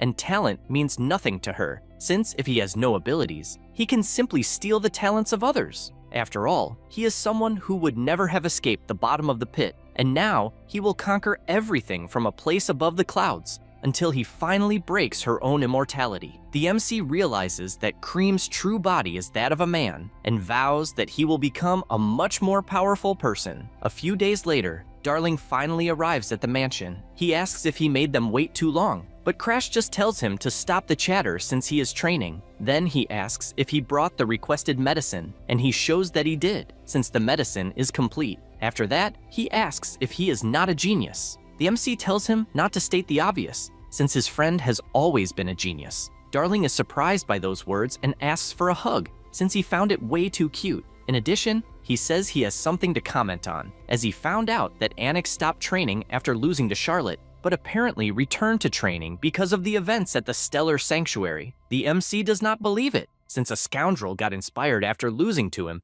and says he does not care about that at all. At that moment, Cream approaches and says that Starlon had other plans beyond Valheim, and that everything should be fine, since he planned an elixir to strengthen the crappy body the MC has. In addition, he tells them to ask Darling to prepare some of these potions, since a special medicine that increases physical attributes and aura when consumed is excellent. As for elixirs, they are extremely expensive, and some secret manufacturing techniques are passed down through family lineages, just like the elixirs themselves. He finds it annoying how close Darling wants to get, but knows that before the regression, these elixirs would be impossible to obtain, since they are only for selected people. Cream tells them not to worry, since he knows the formula and it is enough to have the alchemist make it. With that instruction, he orders the elixir to be made, and Darling asks why this came up out of nowhere, and whether the news about Anix got him excited. In addition, he asks whether there is money for the materials, since as far as he imagines, the Valheim family will not pay for it. He tells him not to worry, since he will find a way. Inside,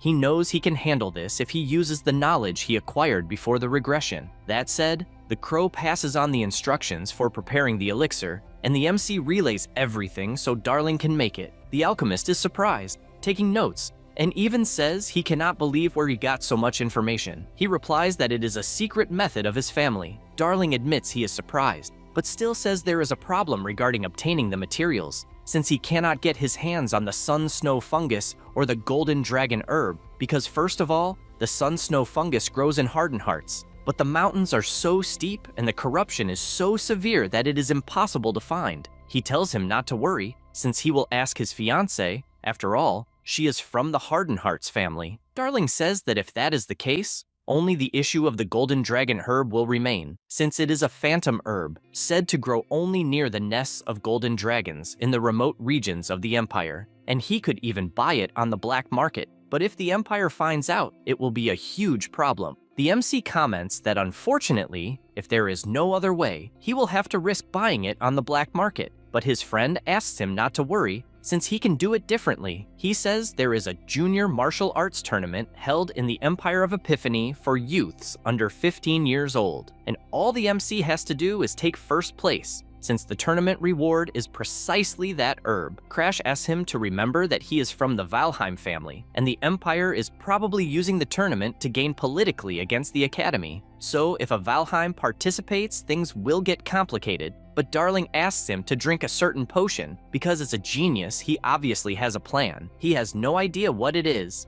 but drinks it anyway, only to feel something strange happening to his body until his body turns into a woman's. Darling warns that it is fine to participate if he is a girl. The MC gets irritated and threatens to kill him, since it must be some kind of joke, and the boy just apologizes, saying it was the only solution he found. A few days later, the two continue training, and the crow prepares its attack and launches several black slashes. But the MC, who was concentrating, manages to block them one by one, and does so constantly until he is hit by one last strike, and his master orders him to stop there. She explains that the pure blade technique she taught that time is a style that reads the enemy's attacks without retreating. It is a high-level technique to instantly comprehend the movements of his opponent. Then, combined with the natural intuition of the sixth sense he possesses, he will reach a realm of clairvoyance. In addition, she talks about the elixirs, since he can use them to strengthen the body, and his movements will finally keep up with his thoughts,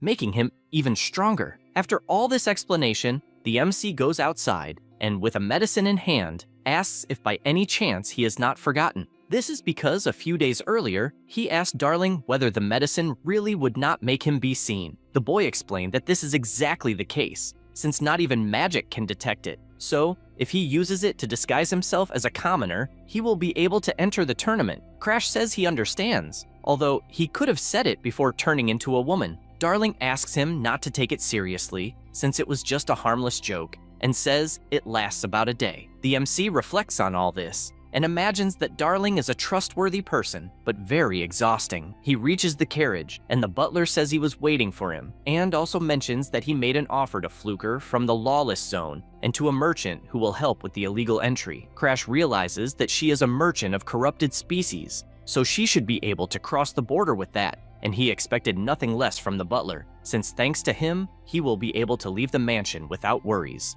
Ariad reinforces that this is true and, overflowing with confidence, guarantees that he will not let absolutely anyone enter, even if it is the head of the family. The very next day, after Darling gives the medicine for the discoloration disease, Ariad cannot contain his emotion, thanking for life, for curing his daughter definitively. He can die without remorse. However, the MC says that if he is truly grateful, he must continue living, since he saved his daughter's life, so he should not dare to die until he says otherwise. And he emphasizes that this is probably a small price to pay compared to her life. He cannot hold back so much emotion, and shouts that he will survive no matter what happens. The MC imagines that at this point he can finally stop worrying about Ariad betraying him. The MC walks a little further and thanks Bianca for agreeing to his request. He also says that she stayed at his house for a while and therefore should rest, but she replies no, since as soon as she obtains the solar snow fungus, she will return immediately,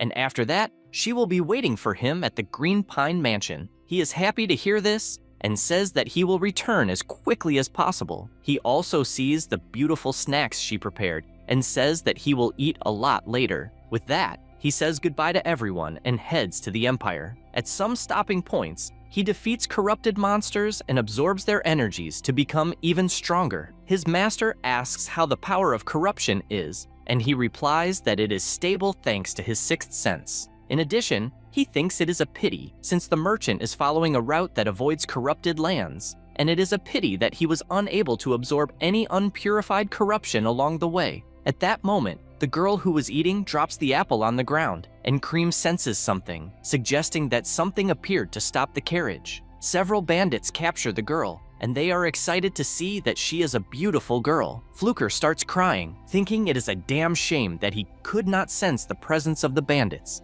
and cannot believe he will die in such a stupid way. However, in the very next second, a slash appears, finishing off a bunch of bandits in the same instant. The MC appears, and one of them shouts for everyone to advance. His henchmen immediately obey, and they even ask what a little boy will do now that he can no longer rely on his weapon. The MC draws his sword once more, and, with absurd speed, takes the lives of them one by one, with extreme ease until only the last bandit remains. Brock gets irritated and attacks to kill, but Crash manages to block, and the bandit attacks with greater speed, yet cannot understand how all his strikes are being blocked. Annoyed, he says that cheap tricks will not work, and the MC asks if that is really so, since he wanted to keep dealing with it without even using the sixth sense. Brock decides to use his secret technique, which will shatter the boy's sword and body with a single attack. As he attacks, he uses the Phantom Battle Axe, changing the direction of the strike almost instantaneously. The MC is startled by this sudden change,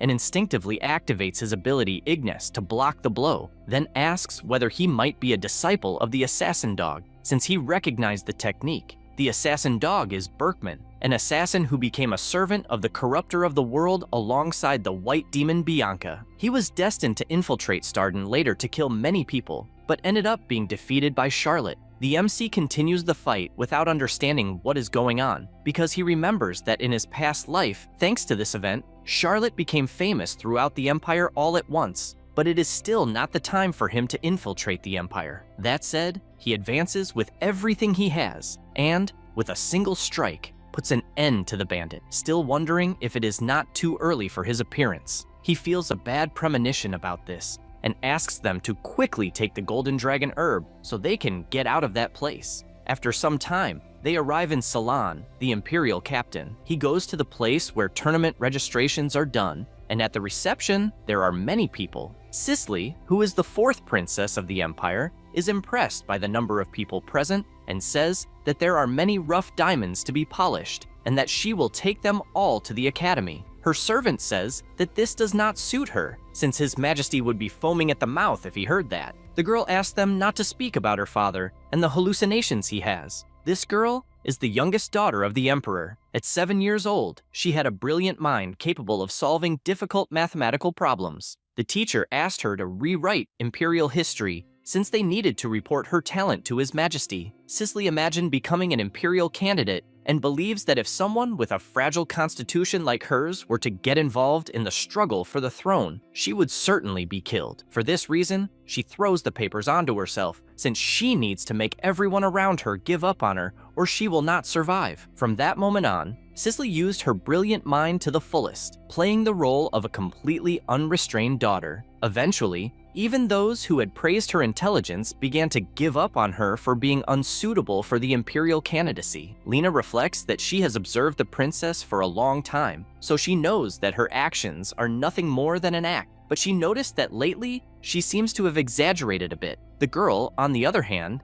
asks to look down, and upon seeing the MC, comments that the boy has a dark aura, along with narrow eyes and a pet crow. Cream notices this gaze, and the princess continues analyzing him, since he looks like a villain no matter how one looks at him, and believes that perhaps he is a Valheim, who is the arch enemy of the empire. The servant says that he certainly seems suspicious, but she would not believe that someone from the Valheim family would appear there. Cicely tells her not to underestimate her intuition, and jumps from the top of the hall, since she wants to check up close. She starts to run until she feels something strange on her foot and begins to fall, realizing immediately that it is telekinesis. However, the MC catches her before she falls and calls her a troublesome little girl, telling her to watch where she walks. He says this and continues walking. Cicely finds it even more interesting, since the calm way the boy spoke and his attitude are those of someone who definitely knows who she is. Cream comments that it was very lucky to meet the princess,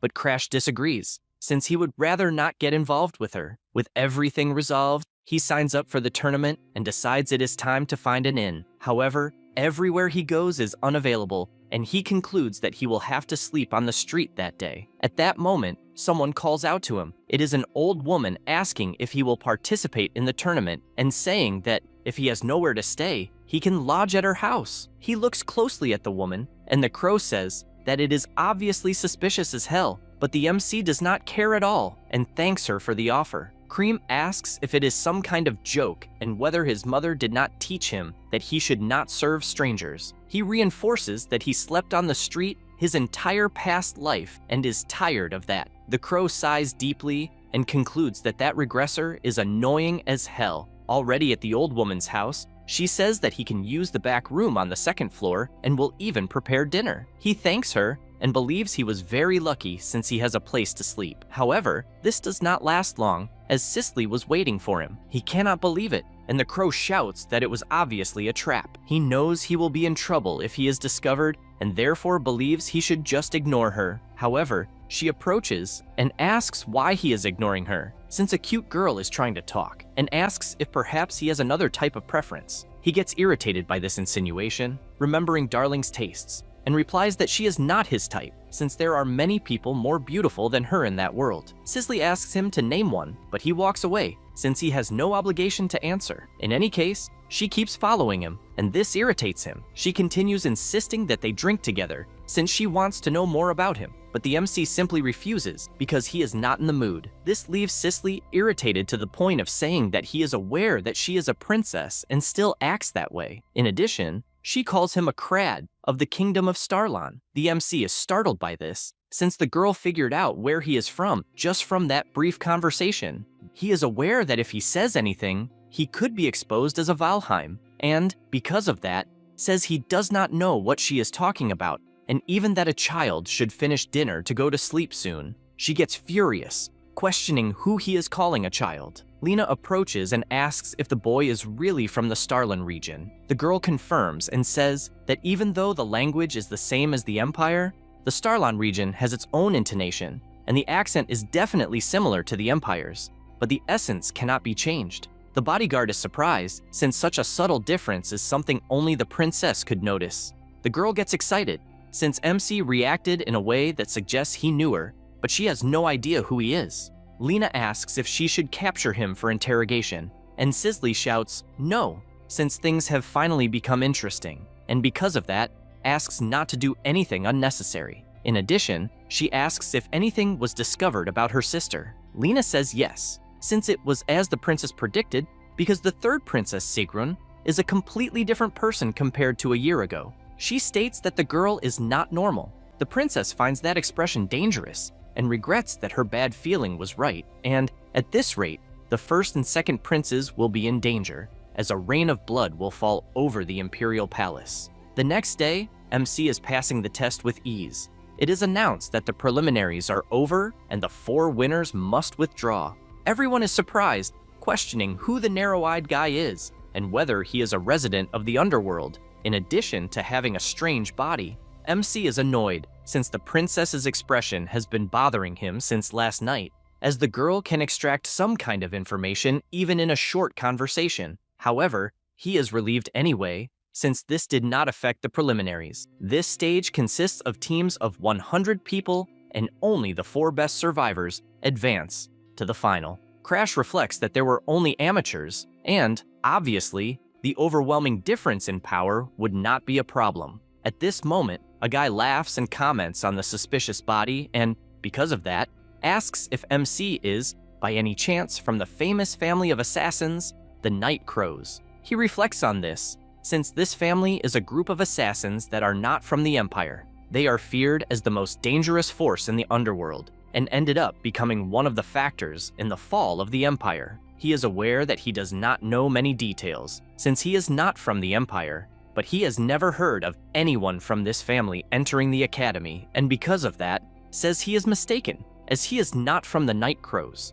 The boy asks him to calm down, since he has no idea if someone is after him and only wanted to get along with some colleagues from the underworld, and, right after, says goodbye, saying it is a pleasure to meet someone from the Night Crows. MC thinks about what the boy said about someone being after him, and the crow decides to see what is going on. Because of that, he flies toward the boy and uses his mind control, making him walk back to MC. He does not quite understand what is going on, and Krim explains that it is just mind control. MC takes the opportunity to ask what happened to the Night Crows. The boy answers that they entered a crisis of destruction recently, and that this was by order of their new master, which led to their destruction. MC, intrigued, asks who the new master is. He answers that it is the second prince of the Ephania Empire, Sisley's brother. Because of that, he asks if it is really that person and what the problem is. The boy says that the Night Crows are a trap that the Empire prepared for the nobles and are being used to track and adjust their movements. The Imperial family had been the master from the beginning, and the fact that the Night Crows and the Imperial family were connected was something that was originally meant to be kept secret from the public. Crash finds it strange that even a low-level guy knows that the second prince is the master, so someone is using the prince and intentionally spreading rumors. However, something is wrong, since originally the role of the second prince was to strengthen the influence of the first prince. In this case, the one who benefits from all this conflict is Sigrun, Sisley's sister. The MC finds it incredible, since Arthur's memory inheritance really worked, and if that is the case, the person Sigrun will attack is the one who supposedly killed herself after hiding the Emperor's symbol, the one who made Arthur an emperor in name only. This is the fourth princess, Sisley. To ensure that she can hand over the throne she conquered to Arthur, Sigrun tried to eliminate her own sister. If Sigrun becomes empress, the empire will grow on an overwhelming scale, and to prevent the end of the world, he needs to intervene in this plan. For the sake of the world, he has decided that he will steal Sigrun's ability, and because of that, he asks his master for help. And the crow says that a returnee would normally act only based on information, but since he decided to lend his power, then he will help. In addition, he questions what they will do with the boy. The MC tells them to leave him standing there, since he has already served his purpose. Krim then decides to turn him into one of his servants, and, still using mind control, orders him to leave. The MC believes that the time has come to use their appearance, and they will meet the real Night Crow, who is hiding in the finals. This assassin in question asks another what the MC's name was, since, as he managed to impress a member of the Night Crows, he will have to teach him a lesson. Back at the tournament, in the main event, the MC wins another fight, and it is announced that Crash is the winner of match 32. Everyone in the audience starts shouting, "Night Crow," and he realizes that everyone is completely convinced that he himself belongs to that family. In addition, he also notices that the brat is watching, even after being warned. That is because, on the night after the end of the preliminaries, he was with her, and the princess comments that she heard he destroyed the preliminaries and feels disappointed, since he really only looks like a child, but she does not know the reason for that worried expression on his face. However, she is startled the moment the MC says that she has a strange life. Sisley asks if something happened, and he tells her to just protect herself. She says that the next day will be the main event, so she will not even sleep, and something must have happened while she was not looking, and she has no idea where he got the information. Because of that, she asks if they can really trust the royal spy hired by the bodyguard. Lena says that, as a precaution, she will check again. The MC looks at her once more and believes that if she appeared in the arena even after being warned, then she realized her sister's terrible plan. With that said, he tells Krim that he wants to see the real Night Crow appear. After returning inside, the assassin appears, asking if it is fun pretending to be a Night Crow. The MC feels that he has seen that before and admits that he did not expect them to appear so soon. The boy draws his daggers and charges forward. Crash begins dodging all the attacks until he grabs his arms. However, a skeleton begins to emerge from the assassin's arm to attack, but it is useless, since with just one kick, the MC destroys those bones and also lands a headbutt that breaks the boy's teeth. He warns that it is useless, since forbidden arts that use the power of world corruption do not work on him, and calls him Evil-ask. The assassin cannot believe how his true identity was revealed so easily. MC says that he is aware that Sirgun has his heart in her hands, and therefore asks to make a deal, since with his ability, he will be able to take his heart back, and because of that, wants her to tell everything about the princess's plan. After all, he already knows that the corruptor known as Night Crow is the necromancer Evil-ask. Having had her heart stolen and being kept captive by the Empire for 1,000 years, she is a corruptor. One day, Arthur said that she could be useful, but the Blue Generation does not like corruptors. They only knew that she was the only necromancer in the world. Corpses do not leak information, even if the assassin's mission fails. And a necromancer who commands corpses is excellent, especially in a family famous for assassinations. MC arrives kicking the door, since before his regression, the Night Crows were eliminated before he knew their identity. But now, he will have the girl to extract information. She falls into despair since she was found so quickly, and MC, with his hand on her face, tells her to calm down, but Evil-ask screams, wanting to know what he will do with her heart. He says that first he will show the ability he possesses. He uses his Black Hood magic to unlock the girl's conditions, and knows that with so many conditions, a direct approach would be difficult. Therefore, he asks if she fully trusts him with all her heart, since he can take it immediately. She begins to cry and screams that she trusts him. He says that he does not just want to hear words, since he needs to see trust. He asks if she is perhaps tired of her current life, since if she recovers her heart, she will be able to stay lazily in her room all the time, letting the corpses do the work. But if she cannot recover her heart, she will have to obey the royal family for the rest of her life. She becomes desperate since she no longer wants this job and, crying, says that she has already worked for more than 1,000 years and, because of that, wants help. He reveals that she has no other choice but to trust him and asks her to offer her heart in exchange for her truest desire. Evil-ask continues begging since she wants to live peacefully, just playing and slacking off every day, and because of that, asks him to take her heart. MC liked those words, and because of that, now she is free. He tells her to keep the promise she made. After all, it is a trade, and guarantees that he will return it when he is finished. She laments since she does not want to work, but but he wastes no time and asks what Sirgun is planning. She asks if he knows Sarah, who is known as Lena and is the swordswoman bodyguard of the 4th princess. In short, they were going to kill that girl. It was ordered to use her corpse to put an end to Cicely. The swordswoman cannot believe how she was defeated, especially by Demilia. The girl tells her to be grateful since she died for the Empire. Saying this, she drives the spear even deeper and even calls the girl Sword of Madness. Then she tells Evelask's puppet to remember that it is an order from the princess and orders it to manipulate the corpse so that it kills Cicely Ephania. She imagines that it has already been a year since she returned to the past and wants to know if Arthur is watching, since she and Sigrun are doing everything for him because she misses him. One day before the destruction, on the first Saturday after the regression, at 1 in the afternoon, Arthur says that they will meet in front of the Statue of Peace. She had been so happy that she almost jumped with joy when she heard that promise, and, after the regression, went to the place. But Arthur never appeared. They do not understand where the hell Arthur is, and it has already been a year since they waited for him. She wants to believe his words, but first, she needs to recover her former strength. She knows that she needs to work more to ensure that the mission is a success. Suddenly, she tells the puppet to wait and asks about MC, whether it happens to have his corpse. It replies that yes, and she says that it did a good job, although it is not to have strange ideas, since even if Sigrun is not there, it should remember that it has her heart in its possession. The puppet replies that it is aware and, once again, leaves. Demilia thinks it is outrageous that she is hiding such a cute boy and that it is almost a waste that MC is a corpse. The next day, Crash prepares for the fight and cannot believe that he will face the commoner Pili in the end. On the outside, he gives a very common impression, since he is a pure boy who dreams of world peace.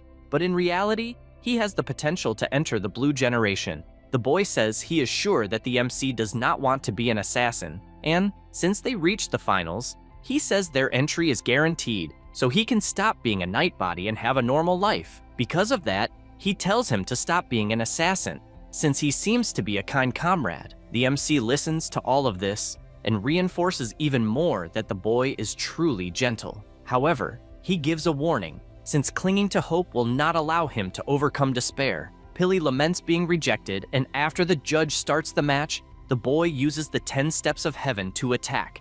But Crash, knowing what kind of attack it is, defends his back without even looking behind. Pili cannot believe his feint was read, since it is as if the MC completely understands his swordsmanship. Crash imagines that the boy's expression is as if he had seen a ghost, but technically he is one, since he once took his own life. He knows that boy grew up in a region that snows all year round and developed various techniques, and, before the regression, he knew him better than anyone. The MC knows that by combining his experience with his sixth sense. Even if he moves slower than his opponent, his sword will strike first. Because of that, he tells Pili to become stronger and lands a direct hit that was enough to win the match. Before leaving, Pili asks if they will meet again somewhere. The MC remembers their past, when the boy said he would try even harder, since the curse had been removed from his body, ensuring that he would protect that world. The MC knows that was the first time he heard a thank you, and because of that, he says they will meet again at the academy. The boy says he understands and that he is looking forward to it. The second prince, watching the match, tells Evelask that she was truly 100% prepared and expected nothing less from a nightbody. He imagines that if he uses this group of assassins to attract 9 more, he will eventually have the throne all to himself. She says she is honored to have a favor granted to the second prince, and Siphon asks her to maintain that humble attitude, obeying like a lion dog. At that moment, they notice a strange movement, and the butler shouts that this is the second prince's location. However, he realizes they are the Black Dragon Knights, and does not understand why that order is there, since they are used to punish criminals. Demilia approaches and announces that the second prince is under arrest on suspicion of the murder of the fourth princess, Cicely. The boy becomes outraged and questions why he would kill his own sister. She warns that they discovered he ordered Cicely to be killed, but this leaves Siphon furious with rage, since he never wrote anything like that to anyone. However, a voice questions who said the princess is dead. Demilia recognizes that voice, and Lena tells her to forget the murder, since not even the shadow of an assassin was seen. The woman cannot believe what is happening and why the girl is still alive. On the night Lena was killed, she was moving at high speed. Since the princess's intuition was correct, that was when the girl asked if they could really trust the royal spy they had hired. She said she would check again. When she heard it, she thought it was impossible, but the spies were drawn in, and she does not understand why the hell Cicely is being targeted. At that moment, Krim appears calling Lena and says that in exchange for her life force, she will grant her the power of immortality for a while, so she must pretend to be dead. The swordswoman is startled when she realizes it is the MC's crow speaking directly in her mind. The power is drained from her body, and she questions what the hell he did and whether she really has to pretend to be dead. As soon as she says that, Demelia appears behind her and immediately drives the spear into her stomach. That made her realize that if it were not for the crow, both she herself and the fourth princess would have died at that moment. Cicely orders the arrest of the vice captain of the Black Dragon Knights on suspicion of espionage. The guard is startled, asking what she means by spy. The princess explains that Demelia used the guards because she was convinced they were dead. Then, with a single command, she orders the swordswoman to finish it, and with a simple movement, she strikes a blow that launches the guard with full force against the wall. Demelia cannot believe how things ended up like this, since she had ordered Evelask to kill Lena, and concludes that the fourth princess is astute for having realized everything, and, because of that, her plan was ruined. She knows that this is the reason Sigrun wants to kill her sister so badly. Because of that, she places her hand on the heart inside her bag and orders Evelask to kill the princess immediately. The girl panics, since the MC has not yet stolen her heart, and as she loses control, she screams for him to save her. At that moment, the Black Hood ability goes to the heart and pulls it from Demelia's hand, leaving her unable to understand why the heart disappeared. She becomes enraged since she failed to kill the fourth princess, failed to capture the second prince, and even lost Evelask's heart, and cannot believe it was all for nothing. Only then does she come up with an idea, since she needs to kill the princess on her own, and will take advantage of everyone being distracted by Evelask's puppets. She prepares herself and advances with her absolute speed, telling Cicely to die at once. However, Crash steps in front, blocking the attack, and even the swordswoman is surprised to see who it is. Demelia questions how a mere corpse managed to stop her divine spear. The MC says that, as always, her simple way has never changed. She is startled since he apparently knows her, and the prince, not fully understanding what is going on, realizes it is his chance and orders her to be captured immediately. The guards take her spear and inform her that she is under arrest on suspicion of murdering the imperial family. She becomes furious at this outcome, since even though her plan was exposed, she should not have done anything unnecessary, and all she wants is for Arthur and Sigrun to help her. Cicely asks if the MC is alright, and he realizes he barely managed to block the attack even using his black flames, and is still far from master level. She says that this is what happens when facing the divine spear head on, but he replies that she is safe, and that is all that matters. The girl becomes extremely embarrassed, and the second prince shouts for them to find the other accomplices of what happened. Because of that, the MC enters the shadows together with Evelask, and tells the princess to keep an eye on her siblings. However, she tells him to wait, since she needs to treat his injuries. But Crash tells her not to worry, as he is used to getting hurt. The swordswoman does not understand what he is talking about, but the princess agrees with everything, although she regrets that he is leaving without her being able to thank him, and promises that she will repay this debt one day. They appear in the carriage, with him finding this movement ability incredible despite having many restrictions. Evelask laments, since she can only teleport living people over short distances, and hands over the golden dragon herb that he had requested. He fulfills his part and hands over the heart, since with that they are even. She was sure that he would make her work forever like the corruptors were, and he does not understand why he would be one. She, in fact, is doubtful, since from what she saw, he used the power of corruption when he stopped Demelia's attack. He understands what is happening, since in her view, the black flames are the power of corruption, and that is why she believed in him the whole time. At that moment, the crow apologizes for interrupting the conversation, but says that he received a message from a subordinate, and apparently something happened to his fiancée. He asks what that means, and the crow says that he just received a message saying that a bastard known as the assassin dog invaded the mountains, and Bianca appeared at that moment. The MC realizes that this was the bad premonition he had when he encountered the assassin dog's disciple, and knows that the situation is terrible. For that reason, he warns that they are heading immediately to Hardened Hearts.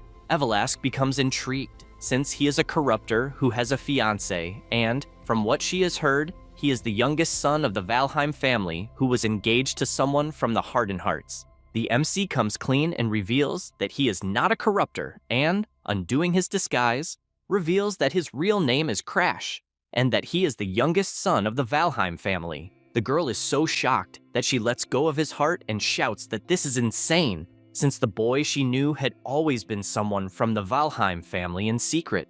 Meanwhile, in the territory of the Hardened Hearts, Jenica cries, since if she had been honest, Bianca would never have climbed the mountains. Krim's subordinate asks why Bianca suddenly decided to climb the mountain. She explains that the girl couldn't find any in the market and didn't know she would be foolish enough to go alone. A few days earlier, Jenica had made it clear that she would get what that useless Valheim wanted, and because of that, her sister could return home.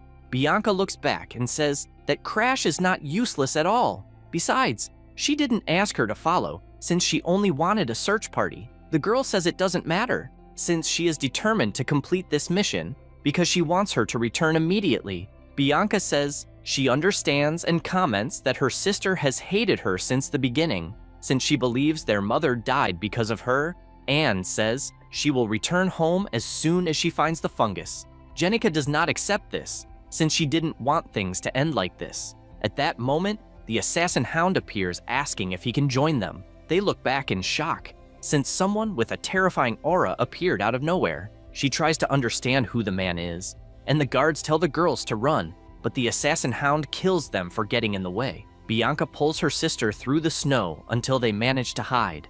Jenica asks what is wrong with that guy, but all her sister says is that she promised Crash that she would definitely bring back the solar snowfire. Her sister says she is tired of hearing about his fiancé and that she doesn't want to die in that place, and says she has an idea, since they are equipped with a movement artifact and might be able to delay him if they reach the glacial cliff. The hound realizes they were clever, even though he sees no difference. At the cliff, Jenica apologizes, saying it is her fault, but Bianca points forward, saying they must jump onto the rock ahead.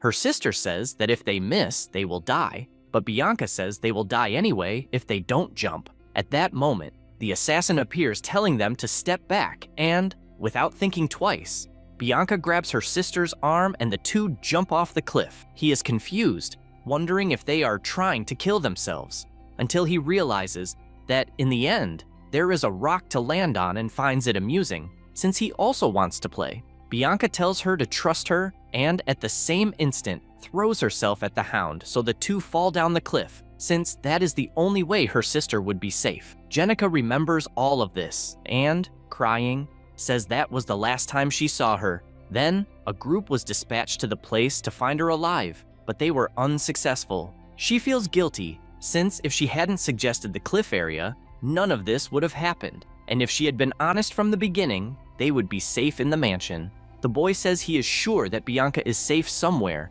She tells him to stop saying nonsense, since a week has passed, and even if she managed to escape the assassin, Bianca spends all her time reading books, and there would be no way to survive in the deep mountains. The girl is actually sleeping, and in her dreams, all she wants is to see Crash. She wakes up and realizes she fell asleep again. She reflects that she survived for days with only nuts and the heat from the solar snow fungus, and at least her legs are fine. After falling off the cliff with the assassin, she kept climbing to higher places to send a request for help. Eventually, she reached a place where solar snow fungi grow in abundance. She picks up these fungi with her hand, since, as the name suggests, they emit natural heat. Being in a cave about to collapse, she managed to stay warm. She used a survival book as a guide and managed to treat her injuries. But between the cold, the injuries, and the lack of nutrition, her stamina reached its limit. She does not know if she will be able to hold on much longer, since she keeps falling asleep, and it is a pity since she had promised Crash that she would deliver the fungi to him. The assassin feels relieved to finally find her and says that her path ends in that place. She crouches down since she saw a nut, and at that moment an axe flies toward her and causes a massive explosion that throws the girl away. At that moment, the assassin dog approaches, calling her weird since her expression did not change at all, and admits that he did not expect the fiancée of someone from Valheim to be so troublesome, and that if she had behaved like a hostage, she might have returned home intact. He takes her hair ornament since he will be able to earn good money, and all Bianca can think about is that she wants to return to the Green Pine Mansion with the MC, reading books while he trains. Maybe the days she spent with him left some emotions behind, and for someone who has no emotions, she knows how valuable that is, and if she had realized how comfortable and fun it was, she would have enjoyed it more. So once again, she calls for the MC, and at that moment, he appears punching the assassin in the stomach, sending him flying backward while questioning who the hell arrived. Crash, holding Bianca in his arms, says she did very well and asks to leave the rest to him. The girl feels relieved to see him and faints. The MC tells Krim to take care of her, and the crow warns that he will not be able to intervene, since his servants are not strong enough to fight, and Evelask is still afraid of the guy. He says that is not a problem, since the necromancer teleported him to the place, and that was already a great help. Krim says that last time he escaped by luck, but states that unfortunately the assassin dog is stronger than him, and therefore asks if he is sure he can win. The MC replies that it does not matter how strong the guy is, since in the end, he will win. Bergman asks who he is and why he is intervening. Crash tells him to give it back, but the guy does not understand what, until he takes the ornament back since it belongs to his fiancée. Immediately, the assassin dog advances since he is facing the famous brat from Valheim, and soon the MC realizes how fast the guy is, since he can barely keep up with him using his sixth sense.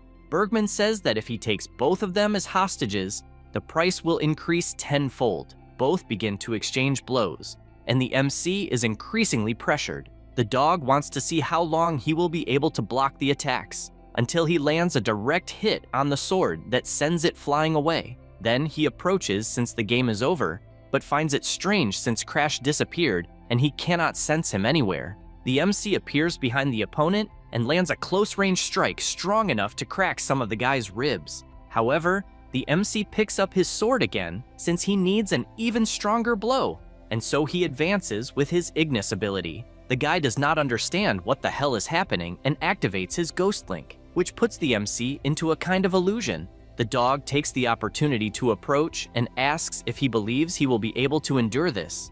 And since the search party will arrive at any moment, he decides to deliver the final blow to end it all. The MC knows that this is a secret technique that manipulates the sense of aura through sound. Before his regression, he would have been defeated in an instant, but he has already overcome this many times, and his hypersensory perception through the flow of mana can activate the mind's eye. He is aware that he cannot show all his cards. Meanwhile, Bergman wonders if it was a bluff, since when the MC blocked his axe, he showed a movement that was far from normal, and he does not know how long the phantom bond of such a dangerous power will last. And he was right, because out of nowhere, the MC breaks free, and the dog laughs, as he was sure he was not an ordinary prey. He realizes he will have to be more careful when approaching, but finds it strange since Crash is not reacting to his provocations. This makes him consider that his ability is finally taking effect, and so he activates the Phantom Axe, as he must continue attacking until he tires and wants to see how long he will endure this endless illusion. The MC blocks as best as he can, even with some attacks passing through his defense, and Krim becomes worried since at this rate, Crash will really die. Evelask asks if it is really fine to let him die in a place like that, and wonders if she should help him, but she is aware that if she defeats Bergman,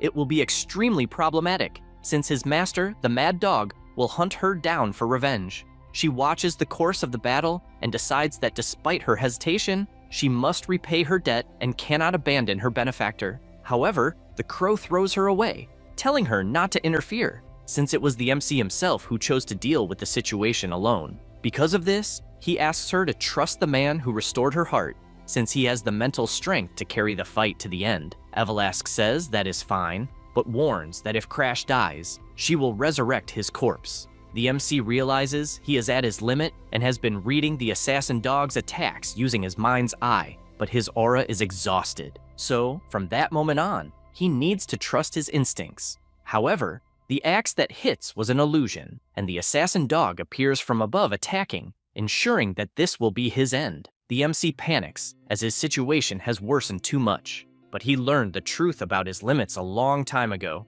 He was a weak boy who had no talent, and unlike geniuses, it was impossible to grow stronger in the face of an opponent with overwhelming strength. He knows that because of this, he has been hiding his fangs until now and activates his forced rupture, blazing erosion. Using Ignis's flames to convert the energy of world corruption, he surpasses the strength and limits of human flesh. In his current state, he can only maintain this ability for exactly 3 seconds, and filled with rage, he declares that he will finish this before that.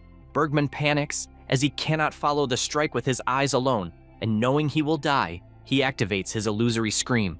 Crash thinks this is annoying as he aimed for his neck, but the sound blurred his vision and disrupted his aim. The assassin dog realizes the blow landed on his shoulder and, because of that, activates his technique and attacks once more to end the fight. The MC sees the attack and knows his mind's eye tells everything, as the effects of blazing erosion are fading and his head is about to be cut off by the man's claws. Immediately, he activates his black hood, as he will not die in a place like that, even in his dreams.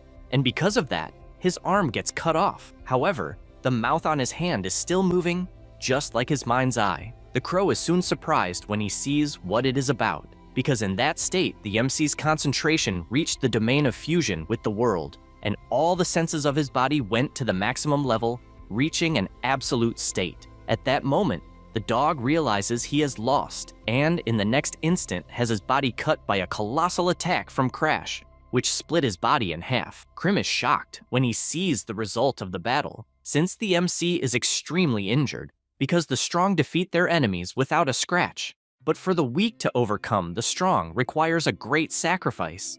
The crow approaches and asks if he is satisfied. He laughs, and falling into the snow, says he is far from satisfied. Krim then asks them to return, and Everlast, using her teleportation, takes everyone home.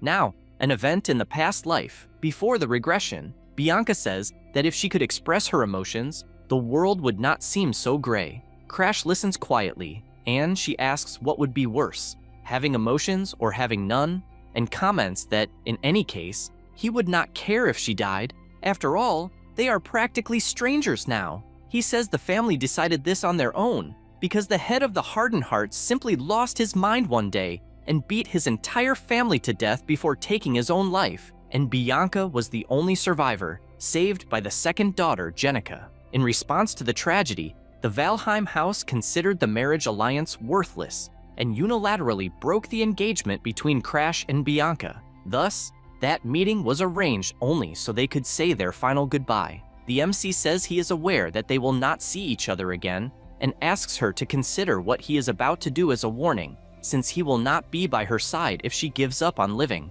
With that, he uses his ability to remove the curse from her body. After absorbing everything, he knows that a simple doll will be neutralized instantly, and therefore asks how she feels.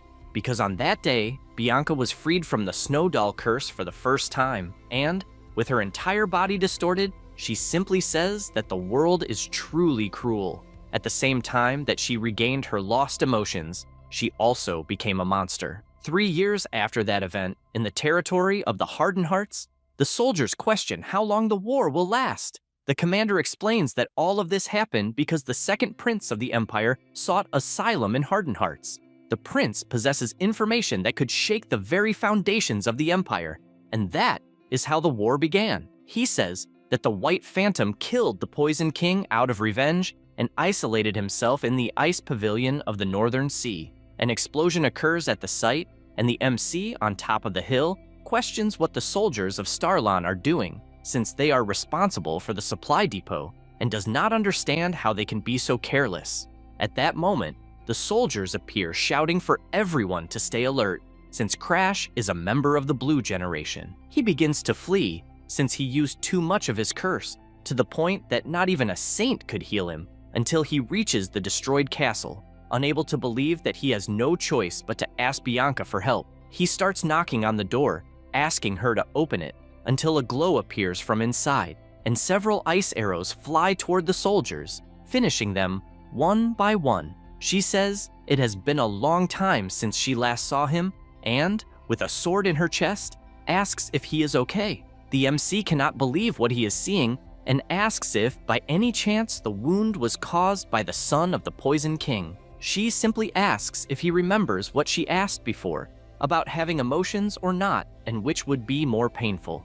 Then she explains that on the day of her family's incident, Jenica said she never truly hated her from the bottom of her heart, and that she only hates herself for hating Bianca, and that she is a child who did not deserve to be hated. Bianca heard all of this, and, at that time, it was as if she had no emotions and did not understand what they meant by a contradictory feeling. Because of that, even when the family fell apart, she felt nothing, but at that moment, she knows what emotions are, and finally understood their words, and her sister truly loved her. She cried a lot, since she wished her emotions had awakened earlier, and maybe she could have shared the sadness she went through with her family, that, perhaps, could have allowed her to stay together with the MC. After these memories, the MC wakes up, since he had that dream, and, calling out to Bianca, the girl appears, grabbing his arm, as he has finally awakened. He wonders if that place is Hardenheart's, but she asks about his arm, if it still hurts.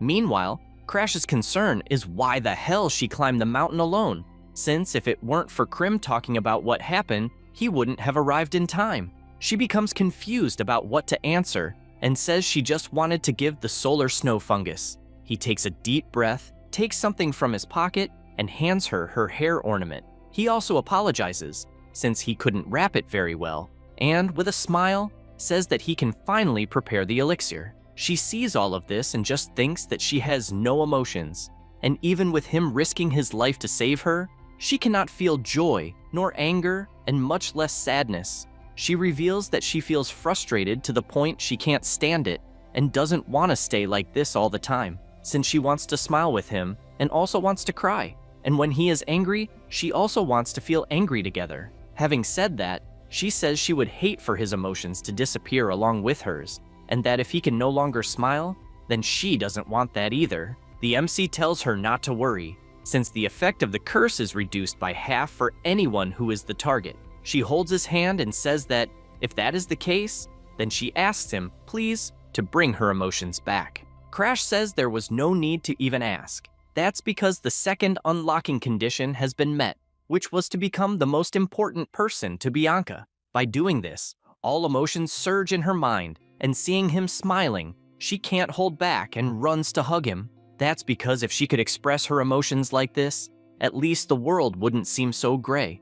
After a while, she stops crying, and the MC asks if she is feeling better. This makes him imagine that she has returned to that impassive state and is probably having trouble processing these emotions. Suddenly, Jenica knocks on the door, asking if she can come in, and when she does, she is startled, as she doesn't understand what happened to her sister's eyes. Crash simply asks what she is doing there, and she replies that her brother invited Bianca for lunch, and since the MC cannot move, she decided to bring his meal upstairs. Crash imagines that she wants to talk to Bianca as family, especially since she didn't even look at him. In his past life, Jenica apologized to Bianca, and he wonders if she will do the same. Because of that, he gets his fiance's attention and says that if Jenica tries to change her attitude, she shouldn't feel the need to forgive her, since if she doesn't like it, she should just ignore it, and when everything is over, they will return to the mansion together. Bianca hears this, shakes her head from side to side,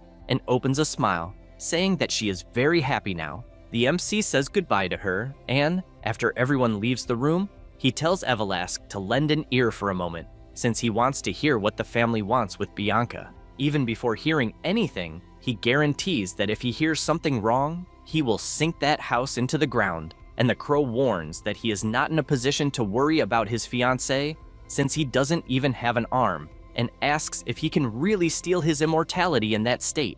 MC asks not to get irritated, since an injury like that is nothing for a saint of the Holy Land, as she would heal it in the blink of an eye. one of the 4 nations, the Holy Land of Freeman. It is said that the saint there possesses a divine power granted by God, even capable of resurrecting the dead. Krim asks if he really believes his family would spend a fortune on someone useless like him. MC laughs, since it is true, and he has been thinking about replacing him with a better right-hand man. Krim is startled upon hearing that, and questions if that is the reason he recruited Evelask. He says yes, since if it is her, stitching the right arm of a dead man should be child's play. The crow cannot believe he wants to use the girl to the very last drop. He reflects that, in fact, it is just a coincidence, as he does not exactly plan to lose an arm, and says he plans to meet the demon of the sword. The crow is startled, since he knows who he is talking about, and questions if he really found his remains. That is because the demon of the sword was a legendary swordsman who once shook the world. He was a genius of quick draw and killed his enemies without them even seeing the sword. Krim shouts that he does not agree with this, since the swordsman was his masterpiece, and because of that, he will not let him lay his hands on him.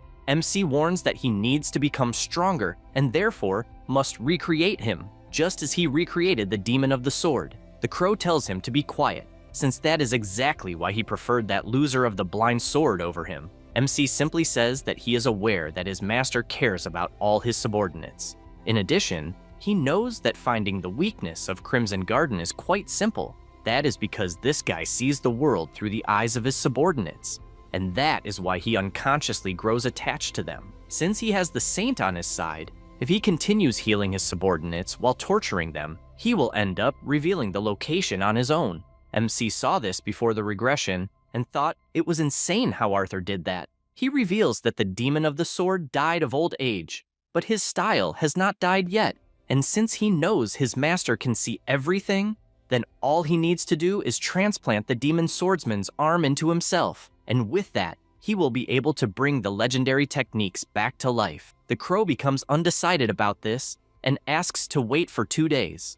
MC thanks him and imagines that this resolves the situation of his arm. Now he only needs to see how the house, Valheim, will react to the news he sent and still needs to settle his matter with the Hardened Hearts regarding that arm. In addition, he is worried about Ariod, since even though he was informed, he must still be concerned. He lies down on the bed, since he is tired, and Evelask remains relaying the communication through the rat. Bianca refuses the request, and Mariakan, who is her brother, says that he has already settled matters with the vassals, and, because of that, she must hand over the position of fiancé to Jenica. She replies that she may be a child, but when there is something she wants, she will never let it go. Because of that, she assures that she will not give up her position as fiancé, and it is the only thing in the world she intends to protect. Her brother becomes enraged and questions how she can endure that position while being a discarded cursed doll. Jenica stands up, saying that he is going too far,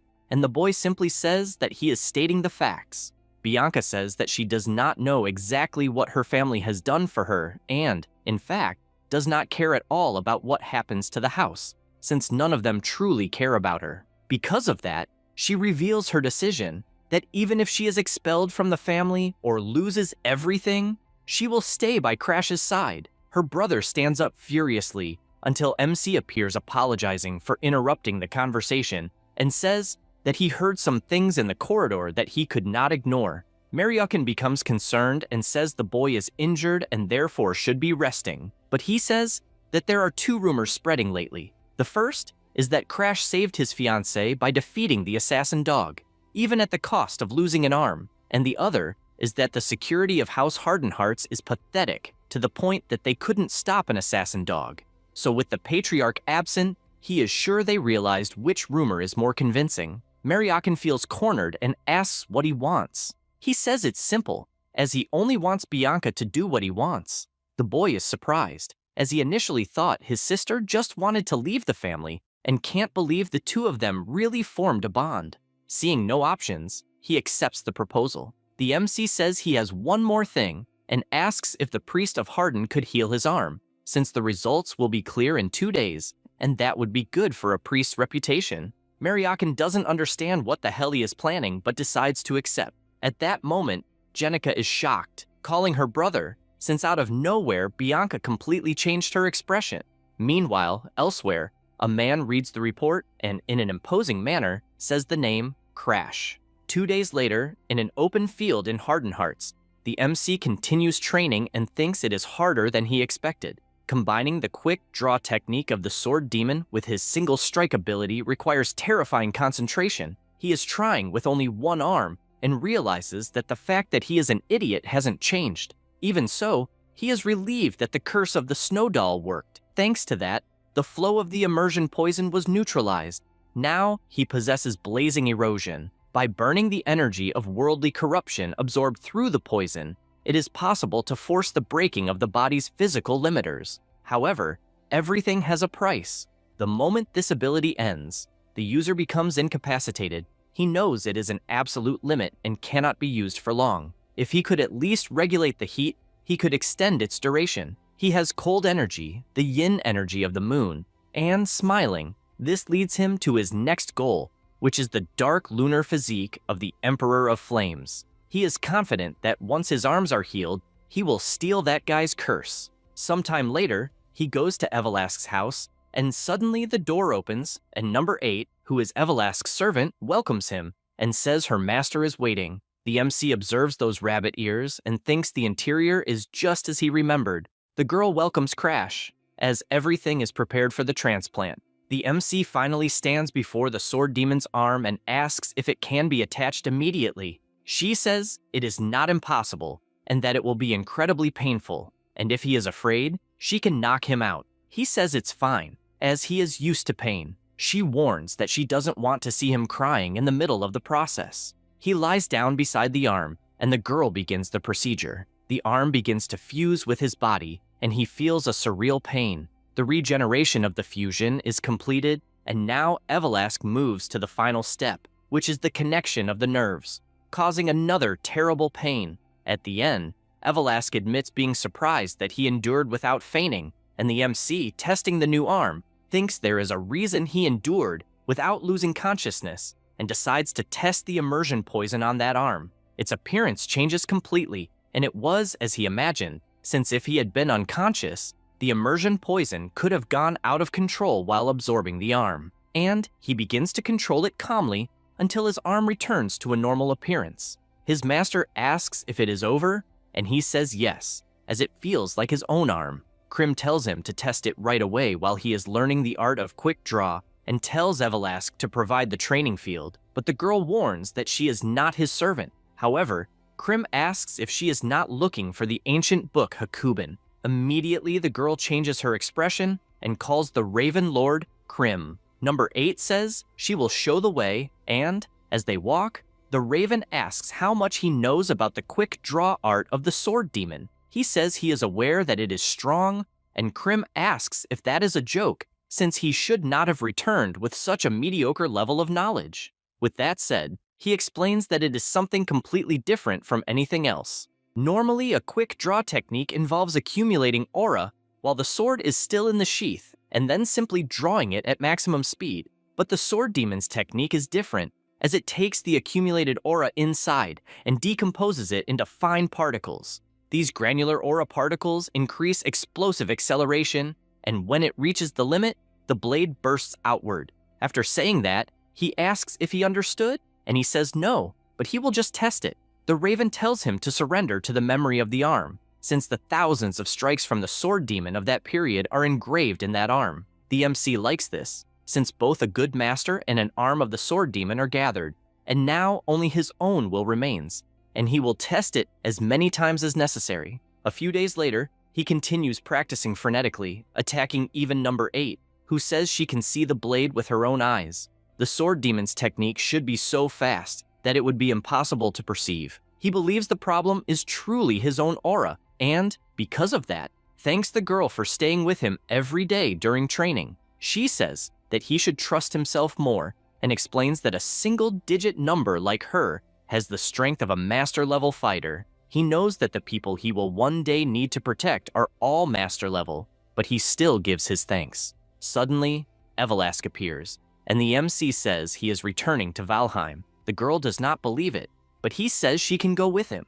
However, she thinks there are too many frightening people in that family, and he imagines she might be talking about the 5 elders. since they would probably try to make her a slave. Knowing that, he asks if she would mind waiting at her house, and only asks that she keep an eye on someone called the King of Poisons so that he does not interfere with the hardened hearts. The girl is even more startled, since he is asking her to face the King of Poisons, one of the 10 great sovereigns. However, since it is only to protect the patriarch, she says she will manage somehow. The MC thanks her, and she simply sighs deeply, since he has no idea what she might ask of him one day. Number 8 asks if she is sure about this, and she says that normally she would have followed the boy, but if she stays with him for too long, she will feel as if she is in the company of her former companions. She also believes that the MC will one day become a very dangerous invader, but in the end, the reality is that she prefers to stay at home. However, one thing is certain, since if the MC gets into trouble, she will definitely be there to repay this favor. Upon arriving at the mansion, Ariod welcomes him, as it had been a while since he last saw him. The MC thanks him and asks if anything happened while he was away. The old man says yes, as the main house had been asking about him and reported that he was with Miss Bianca. Ariod is aware that the messenger despises the MC, and because of that, did not say much, and with that, the main house did not suspect anything, and the messenger was even fired. Thus, things calmed down for the time being. Crash thanks him for handling the situation, as always, his butler is efficient. Ariod feels embarrassed and thanks him for the compliment, also emphasizing that soon the head butler will appear so that the MC can be reevaluated. He already expected that, as he is on their radar. Now, about the head butler, she is a woman who supervises all the family's butlers. She is the only one capable of evaluating the direct descendants. Her evaluations are reported directly to the patriarch, and these results determine how the direct heirs will be treated from then on. He thinks it is a problem to have to deal with a head butler at master level, but he needs the family's influence to steal the dark lunar physique of the Flame Emperor Aslan. So he was already planning to prove his strength. That said, he asks if there is anything else to report. Ariod says that Darling also left a message, as he wants the materials as soon as he returns. The MC knows how impatient the boy is, but thanks him for all the reports. However, with a trembling voice, the old man says there is one more thing to report, and says that Charlotte is returning and, to be more specific, she is currently staying in his room. No sooner does he say this than the girl appears, jumping down from the top of the mansion. The MC is startled, although he knew that sooner or later she would appear. His sister says that she waited too long and almost died of boredom. Crash apologizes, but thought she would take a little longer. She laughs, as she did not know she was supposed to take longer, and, releasing her aura, asks if he is serious. The MC is startled by all that pressure and questions himself if she has already surpassed the master level. She laughs once more, as she is joking, and she even heard that he fought like a hero to save his fiancée. When she tries to touch Bianca, the MC pulls her away to prevent it, and she assures that she will not steal his wife, and even asks him not to look at her in such a suspicious way. He says he was just surprised that she invaded his house without even warning him. She finds it funny that he is speaking as if the house were his, and once again releases her overwhelming pressure and says that the mansion belongs to the Valheim family, so the house belongs to all of them. She only appeared at the family's house, and he is acting like that, and she finds it a bit too much. The MC is frightened, as his sister is just like his mother, as she gets irritated over anything. Therefore, he asks if she is angry. She replies that she is not, as she believed they were close, and because of that, wants to know why he kept it a secret.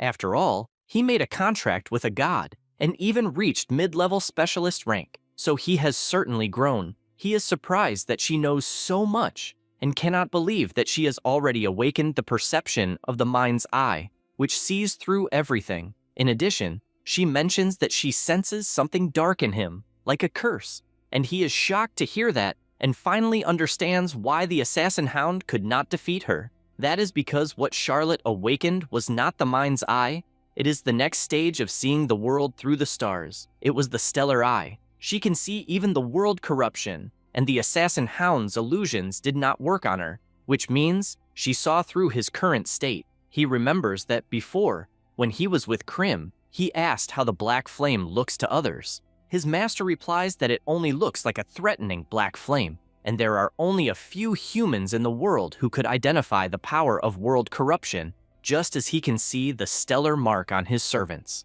In addition, Krim emphasizes that he is fundamentally different from others, as he has corruption mixed with his own aura, so most people would just mistake it for a curse. After remembering that entire conversation, he realizes that the world truly has not changed after returning, and that he cannot lower his guard. After all, the moment she realizes that he can control world corruption, she will definitely try to kill him. She approaches and says that he has a lot of equipment and is probably as greedy as she is. Charlotte tells him to leave Bianca in the room, as she wants to see him at the training field. Then, releasing her aura, she says she wants to test his current abilities. The MC finally arrives at the training field and, trembling, reflects that he did not think he would have to fight his sister, as she is on another level and he had never fought her before his return. Charlotte makes it clear that she will get angry if he holds back, and even believes that he has learned some new tricks. Crash prepares himself, and,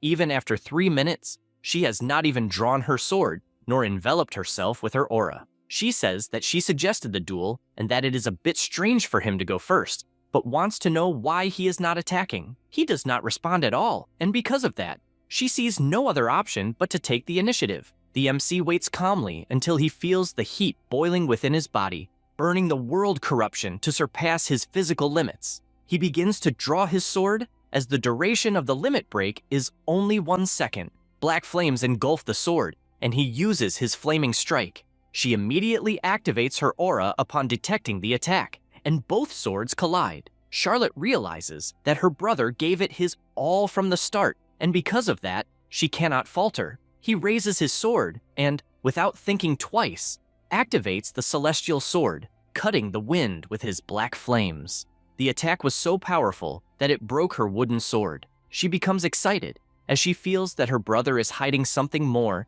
and sees no choice but to use the aura sword. His sword is knocked away, and he knows that this is the symbol of a master-level swordsman, a sword formed of pure, condensed aura. Charlotte asks what he is going to do, as he cannot use a broken sword. He wastes no time and activates the curse of his hand, making a sword come out from his mouth, and it goes straight toward her, who is startled as it nearly hits her body. The MC says that at his current level, he would not be able to pierce her aura armor, but at least his attack managed to reach her. She reflects on the fight she had, and that it was unexpected, as her brother managed to touch her aura flow. This is a unique power granted to her by the gods. It is an immense current that constantly surrounds her entire body. It is an absolute barrier that no one weaker than her can ever break, and no one at her level had ever managed to touch it, and she never imagined that Crash would be the first. She is aware that she was holding back and did not use any swordsmanship technique. She only used her aura as a blade until the end. She believes that if the attack had truly connected with her body, she would most likely have died in that fight. At that moment, the butler greets her, and she says that the MC's arm seems to be fine, and that she was worried at first, but is happy that everything is fine. Crash, after the battle, lost consciousness. Charlotte comments that Crash mentioned he would go to Raherm Academy, and that there are only 3 weeks left until enrollment, and because she is his sister, she will go ahead and wait for him. A few days later, in the alchemy workshop, Darling, with his usual smile, says that the elixir is complete. The crow realizes that the boy indeed has talent in the subject and tells the MC to ask if there is a training field nearby, since it is better to take the elixir in a wide open space. He asks this, and Darling replies that there is, and that it is actually a great idea, since it is a specific type of medicine. Crash does not understand what he means by that, and then arrives at the place shirtless to take it. He thinks taking the pill was quite easy, but does not understand the malicious expression on Krim's face. Curious, the MC asks what the hell he took. Darling finds it funny that he took something without even knowing what it is, and the crow says it is an elixir called the Weeping Dragon Pill. In addition, he needs to scream 9 times before becoming a dragon. Just as muscles break to grow stronger, this pill destroys the strength of his body and his aura to make him evolve. Since his disciple is already used to pain, he wants to see how much he can endure from that pill to become stronger. The MC stays silent for a moment and says he feels a heat growing inside him, but it is not unbearable. Krim becomes indignant, unable to believe it. Crash says that a little while ago he felt as if his body was burning like a furnace. But at that moment, it is nothing more than a normal heat, and since he has gone through worse, he does not think it is a big deal. Krim, annoyed, questions what kind of life the MC lived, and he replies that he has gone through so much that he could never explain it. Meanwhile, Darling does not know how to react, since he is seeing Crash talking to a crow. Krim thinks it is unfortunate that it has come to this point, but asks him to focus to achieve the highest absorption rate. He does so, and the crow finds this concentration incredible, and believes the MC is a man who endured the agony of having his internal organs burned and his nerves reconnected. But that is exactly what makes him dangerous. That is because, of all the returnees he has seen, he is different. He simply endures pain because he is obsessed with achieving his goal. However, if he reaches his limit, he will be forced to see him get back up again, because that is the promise they made to each other. Crash feels as if he is diving.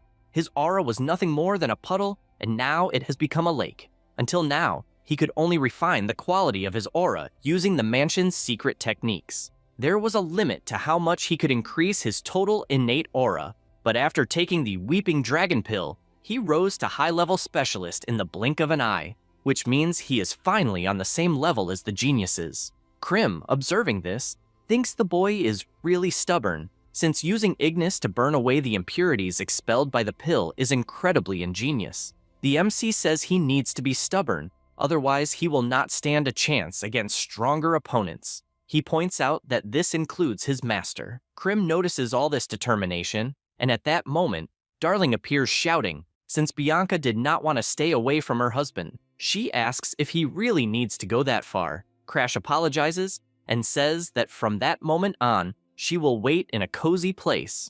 Darling gets emotional, since apparently having a fiancé is really nice, and says that maybe he should get engaged to Charlotte, or, even better, become Crash's boyfriend. The MC gets irritated with this nonsense and asks if he wants to get beaten until he turns straight.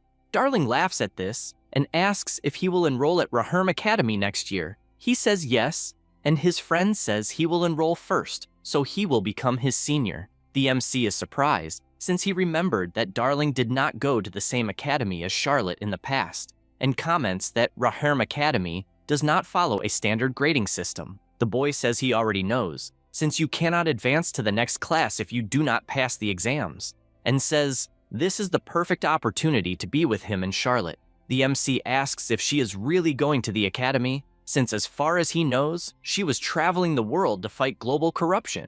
Darling says it is just intuition, since he has a strong feeling that Charlotte will enroll that year. Then he says he is excited for them to be together next year and tells him to prepare well. The MC gets annoyed with this overly affectionate behavior between men and shouts for him to stay away. Meanwhile, at Valheim Mansion, a man reports to the head butler that the MC has returned to the Green Pine Mansion. She says she understands and orders the mansion to be informed that Crash's exam will take place in 1 week. She becomes excited about it, as she is curious to see how much the boy has grown. Time passes, and the head butler meets Crash and says he has grown a lot since the last time she saw him. He greets his great-aunt in return. This is Catherine, the head butler of the Valheim family. She asks if he received the news through Aliad. The MC says yes, since he is aware of the exam he needs to retake. She says she will need to reassess his abilities, since he even defeated a master-level assassin dog.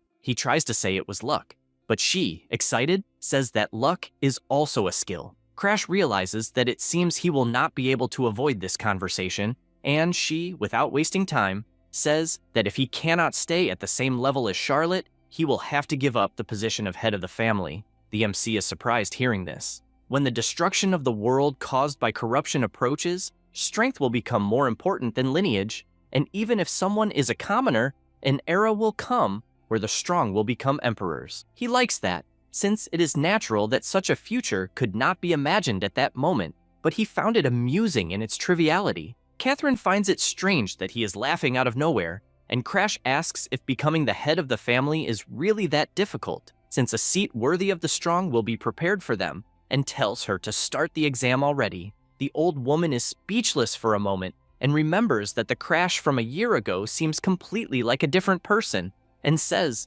that apparently he has reached the specialist level. She begins to draw her sword from its sheath and says that if he makes her step back even once, it means he passed the exam. He is sure it will not end with just one step, but he is not too worried since she is at the master level, and so he says he will begin. She finds his stance strange and wonders if it is quick draw, since the stance greatly resembles the sword demon. She knows this because she was the one who made the scar on his neck, as she was someone of first class. And before continuing her thoughts, she is startled when she sees the MC vibrating his aura inside the sheath and concludes that it is definitely the stance of the sword demon. He concentrates more and more and begins to draw his sword with black flames. Instantly, he launches his quick draw skill, which flies toward her. Catherine firmly holds her sword and says she does not know where he learned that technique. Then, repelling all the attacks, concludes that he is without a doubt not the same person as before.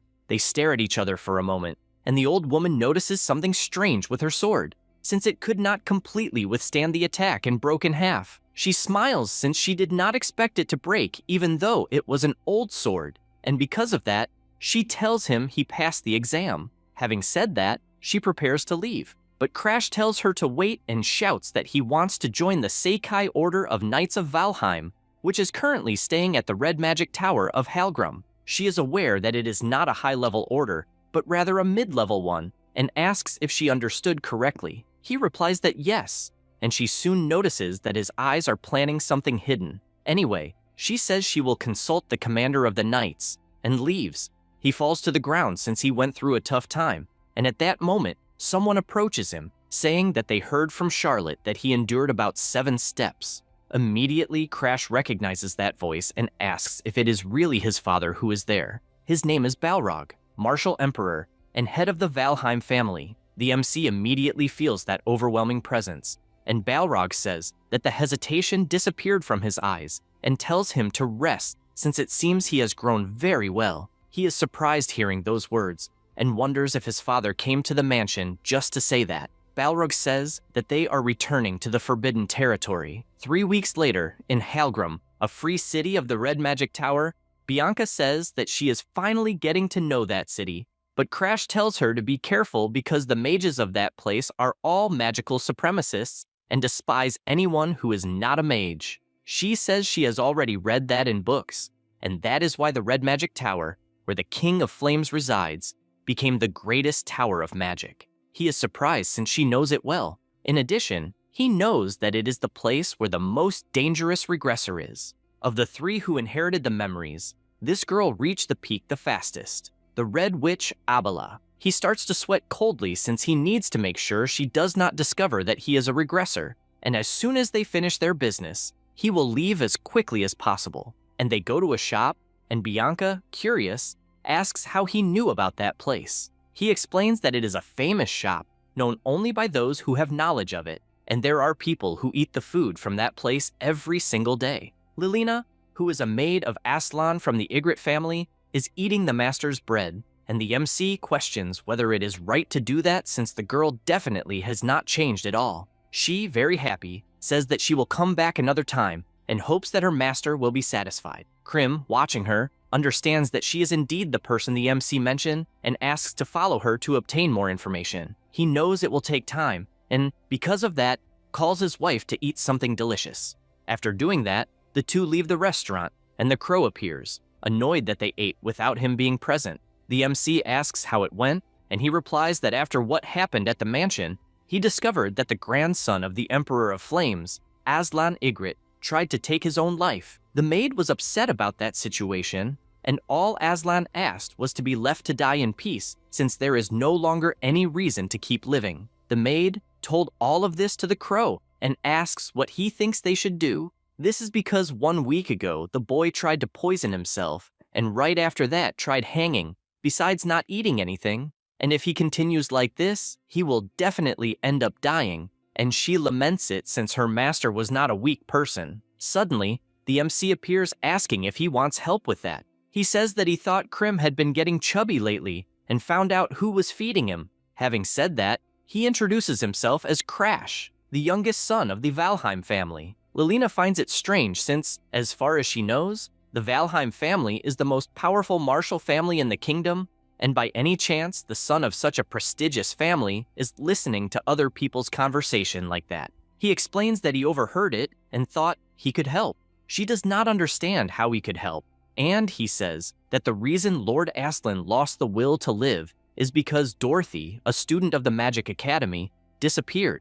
She starts to sweat coldly since she has no idea how he could know that, since only a few people from the Ygritte family should know. The MC questions why they are hiding the disappearance of an ordinary girl and asks to look at it from another point of view, since global corruption and corrupted species are always learning and evolving. Because of that, the forbidden areas keep expanding without limit, and the forest of the King of Spirits is no exception. The maid asks why he is talking about that now. He says that the forest of the King of Spirits evolved and produced this, a spirit extremely close to a human. That is the true identity of Dorothy, and that is the reason the vice head of the family is hiding her existence. Lilina, increasingly terrified by the story, asks why he is telling her all of this since she is just a maid. Crash knows that she goes every day to a distant cafeteria for Aslan, and even when she is alone, she keeps worrying about him, so he thought that someone like her could certainly save him.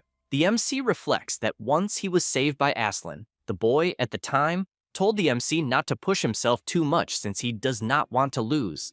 That confidence was stamped in Crash's eyes, and because of that, he wants to repay that favor. Thinking about that, he asks please to let him see him in a few days, and no matter what happens, he guarantees that he will bring Dorothy back from the forest of the King of Spirits. Now, about spirits. They are a type of corrupted creature that threatens the world. They live in the forest of the King of Spirits, a forbidden area around Halgram. The magic tower acts as a great barrier, fighting on the front lines. Krim, in her girl form, says that to enter the forest, she needed an investigation pretext. That is because she has the form of a girl who is from the Global Corruption Investigation Team, whose name is Milsis. He explains that he is being watched by the main house, and because of that, asked to join the Isekai Knights of Halgram. She is aware and says that it is one more problem to deal with, but anyway, hands over the badge necessary for the mission. He is surprised to see that she is already third class,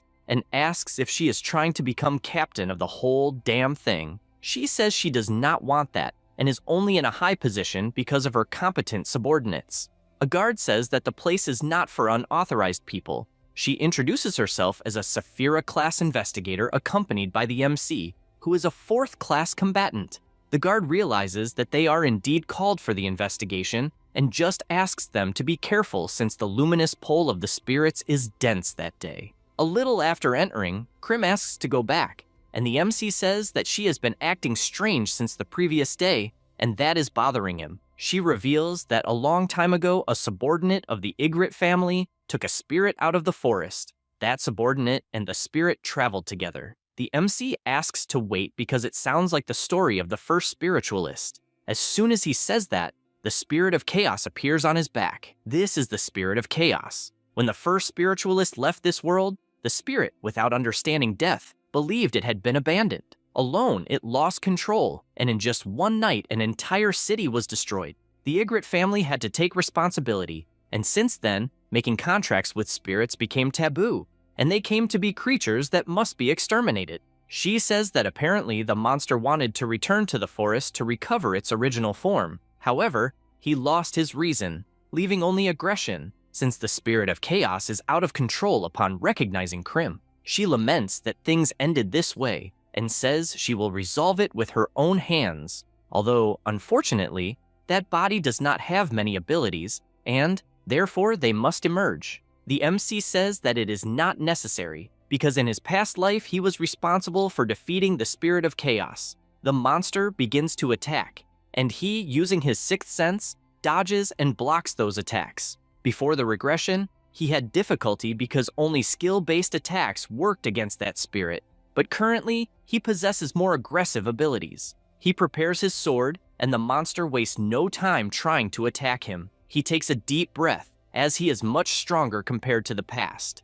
Then he uses his flaming slash, which is more than enough to split the monster in half. He realizes that the attack was weaker than expected, and it must be because it was somewhat purified within the forest. He uses his black hood to absorb the spirit's curse, since he possesses a surreal regeneration. He feels relieved, as he can now absorb the power of corruption without needing to destroy it. In its final moments, the spirit asks if it is Agni who is there. She says she wanted to talk one last time and waited all this time because she believed she would never abandon her. Immediately, Krim runs to embrace her and apologizes, as she did not think she should interfere, since she is now nothing more than someone who observes the world through her disciple. The spirit tries to say something, and Krim says that instead of taking care of the subordinate who has a limited life, she should have taken care of her, and now she is sure that was what everyone wanted. Having said that, she apologizes, as she truly feels sorry. Sometime later, they return from the forest, and the maid asks if the crow has lost weight and if perhaps Crash is not feeding it. The MC asks if it is some kind of joke, since the Valheim family does not skimp on food, but his main concern is whether he will be able to see Aslan. She first wants to know if he has found a way to locate Dorothy. He replies that yes, although it is still not perfect, because to summon her, he will need her help, and that of Lord Aslan. She says that the plan is simple. She will give an artifact that can pass through the mansion's defensive magic, and with that, he must go to Aslan's room when everyone is asleep. Since the boy has the dark lunar physique, he lives with his day and night reversed. With the plan already in motion, Aslan hears something in his room and asks if it is Dorothy. The MC, already in his room, asks if he really wants to see the girl that much. Without thinking twice, he says yes, even if he has to sacrifice everything. The MC removes his hood as he wants to make a deal and demands the delivery of the dark lunar physique, in addition to promising that he will sacrifice himself in the spiritual forest in a few days. Then, if he does so, he guarantees that he will bring Dorothy back to life. Aslan begins to sweat cold, as it seems more like a demon is standing before him. The MC asks what kind of rudeness that is, since if he were a demon, he would have torn off his limbs instead of suggesting a deal. Aslan says that he had already planned to take his own life, so this request for sacrifice is a good condition for himself, and also questions whether he even knows what the dark lunar physique is, and, if so, is still asking for it. Crash replies that he obviously knows. Basically, it is someone born with the yin energy of the moon. It is a cursed constitution that forces someone to live in cold shadows for their entire life and can only move at night. In other words, it is a fatal constitution for the Ygritte family, which needs to master yang energy, the energy of fire, but for him, it is the perfect material to break his limits. He asks if that explanation was sufficient and then introduces himself, as each one is a useless member of their own family. In addition, he asks if he is not curious about how he will bring Dorothy back to life. Aslan becomes a bit apprehensive, but accepts the deal, wanting to know more about it. Aslan Ygritte is someone born into the Ygritte family, masters of fire magic. The boy could not use fire magic because of the dark lunar physique. One day, his grandfather called him to say that he had removed him from the list of candidates for successor. The boy's mother, outraged, questions the old man if he is really going to strip his own grandson of the right to be the family's successor, as that is too much. This is Agatha, interim head of the Ygritte family. Her father says that he does not accept this as the head, since he cannot let the red magic tower fall just because she spoils her grandson too much. In addition, he throws it in her face that if she had not married someone with yin energy, none of this would have happened. He also says that he heard there is a girl named Abella in the Red Magic Tower who has talent for fire magic, and, since he believes she does not intend to have more children with her husband, he suggests adopting this girl as a daughter. Hearing all this, Aslan is left speechless, especially with his grandfather calling him useless. Aslan calls for his mother and says that he will try harder in magical training, as if he does so, he is sure his grandfather will look directly into his eyes. She becomes furious at those words, as that is not enough, and asks if he has forgotten that his father was killed by the old man. Agatha makes it clear that from that moment on, he must make his life depend on it if he wants to keep living. From that day on, Agatha treated her beloved son harshly, as if he were someone else, to ensure he would not be killed. In the past, the MC was by a bonfire asking Aslan how he ended up with his body like that. He replies that it was for revenge. since his grandfather only cared about the family, to take revenge on the King of Flames who took away what was precious. He ended up burning his own body. After Aslan burned the dark lunar physique along with his own body, he left the family and became the Emperor of Flames, surpassing even his grandfather, who was the King of Flames. He knows that the unlocking condition of the dark lunar physique is to resolve Aslan's stubbornness. The MC realizes that the condition has not changed from the past, and that the boy is definitely stubborn. Aslan says that not even the Ygritte family, which manages the forest, knows how to revive spirits, and, even without having any idea how Crash knows, he understands the plan and will also tell Lilina. So, in other words, he asks if he should simply hand over the dark lunar physique. The MC replies that unfortunately, he cannot take it at the moment, and will take it when he is truly ready to deliver it. Aslan thinks about it, but agrees anyway, asking him to return so they can carry out the plan. The MC leaves, and the crow asks why he is following such a troublesome path. The MC says that he cannot stop the destruction alone, because before the regression, Aslan tried to erase the dark lunar physique and died at 24 years old after burning his own lifespan. It was before the worst-case scenario happened. A talented individual of the blue generation was lost in vain. Crash says that this time it will be different, since while fighting the disaster, he needs him to live and play a role supporting him. This is because he will not be able to use Sigrun and the others as Arthur did, since the risk with them is too high, unlike Aslan, who was someone he could talk to and already had talent before the regression. In addition, the dark physique is the key to overcoming the flaming erosion. It is a chance to kill two birds with one stone. At that time, Lilina asked him please to use the ability to steal curses to take the true feelings of the young master, since the two were great friends, and made him promise that. He remembers this, and concludes that in fact, if he fulfills this promise, it will be killing 3 birds with one stone. Sometime later, Aslan was burning in flames, and his grandfather kept saying that he never imagined he would bring such shame while he was away. Agatha begged her father to stop, since, in that way, her son would die, but he, not caring about it, slapped her, since the boy had entered the forest to burn himself to death. Then, as a direct descendant of the family, he asks how many times he will try to kill himself until he is satisfied. Aslan laughs at this and replies that he does not care, since, regardless of what he did, the old man never had eyes for him, but at that moment, he is finally looking. Aslan makes it clear that he did not care about the family's honor or anything like that, and the reason he had stayed away from the mansion these days was to find the missing Abella. All he had was his kind mother and his friend Dorothy, and the old man took everything from him. He begins to cry, since he lost everything under the pretext that it would be for the good of the family, and if he is going to die anyway, then he will drag the family name into the trash. The old man does not accept this and activates his magic circle, ensuring that he will kill him just as he wishes.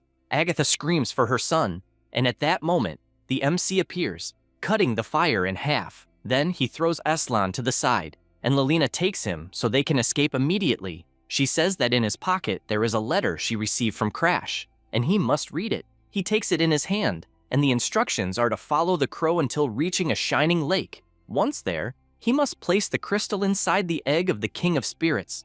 Upon diving, Dorothy will probably come back to life. Lilina explains that it is complicated, since, to steal the crystal from Dorothy, all they had to do was lure the interim chief, but they never imagined that the chief would have returned. Aslan looks to the side and shouts to the MC, who is facing his grandfather. He says that he does not understand why he wants the lunar physique so much, but regardless of the reason, he tells him to take it at that exact moment. As he says this, the condition is unlocked and a black vortex appears.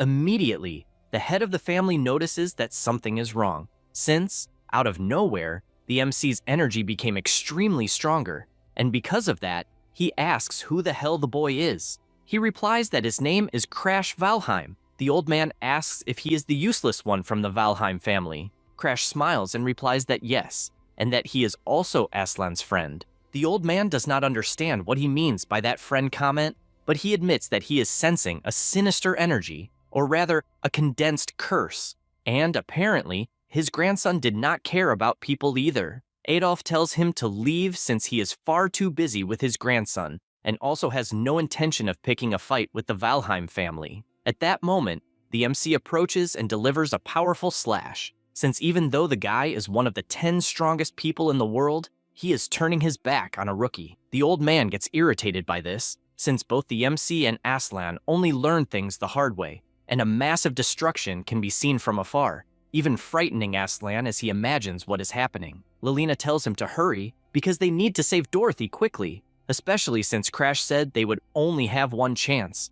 He follows the step-by-step process because no matter how many spells he learned, he simply could not use fire magic and was the shame of the family, a useless person. Back then, he was standing face to face with her, and she asked if he was some kind of genius because he used a different formula. He replies that it is nothing special since anyone at the academy can do it. Dorothy thinks that is amazing because she cannot, and even at the Magic Academy, they call her a failure. Because of that, she asks him to teach her some spells that appear in the grimoire, and as payment for the lessons, she will give him food from her favorite restaurant. He knows that a mage who cannot use magic has no value, and Dorothy's presence was always mysterious. Curious, he asks why she wants so badly to be able to use magic. She answers that it is simply fun, and also asks him the same question since she is curious about him. He replies that he is the son of a prestigious family of mages, so naturally he needs to learn it.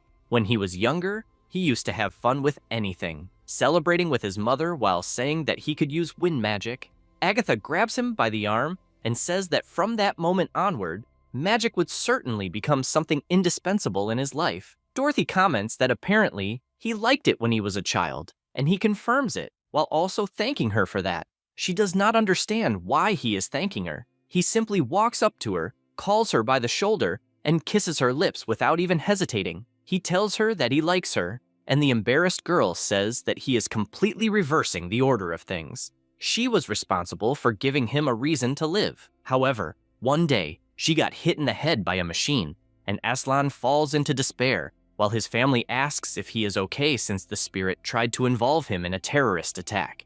Aslan tries to explain that it was not like that since Dorothy was actually trying to stop the attack. When the illegal spiritual research society attacked the academy, she helped put out the fire and protected his body with her own life, and everything good that happened was thanks to her. The people around him become outraged that he is defending a spirit and cannot believe those words are coming from someone from the Ygritte family. Back in the present, those memories only make him cry until suddenly she appears in the middle of the water and hugs him, saying that she loves him too. Meanwhile, the MC is out of breath because of the battle, and Adolf admits that apparently the Valheim family received God's blessing to give birth to a monster and thinks it was not bad at all, because in terms of speed, he is already at master class. However, gathering energy in his hand, he warns that he cannot let him take another step and tells him to get out of the way immediately. At that moment, a powerful light appears in the middle of the lake, and the crow shows up reporting that the spirit has finally revived. He thinks that is incredible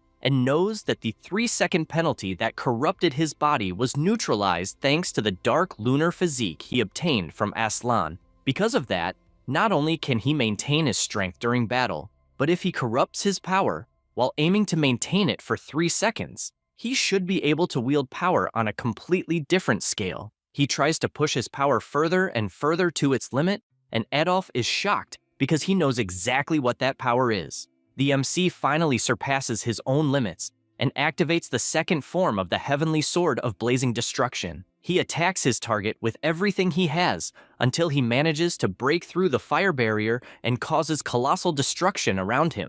The old man, seeing Crash, thinks it is impossible. After all, his defensive magic was broken through and even injured him. However, that cost him the sword since it shattered into pieces. Adolf calls out to Crash and asks once again if he is really Aslan's friend. He replies that he is since he knows him better than he would like. The bearded man is impressed because Crash had definitely become someone great, someone whose name would be known throughout the entire world, and if he remained by his side, he could become a prominent figure of the new generation, and if Aslan stayed with him, the fame of the Ygritte family would also increase. He can only imagine that while he was away searching for Abella, Aslan ended up finding someone even more extraordinary. At that moment, an ice barrier forms in front of them, and Aslan shouts that apparently they provoked a dangerous high-level spirit and asks everyone to leave that place. The MC thinks that is incredible and calls out to Adolf, the King of Flames.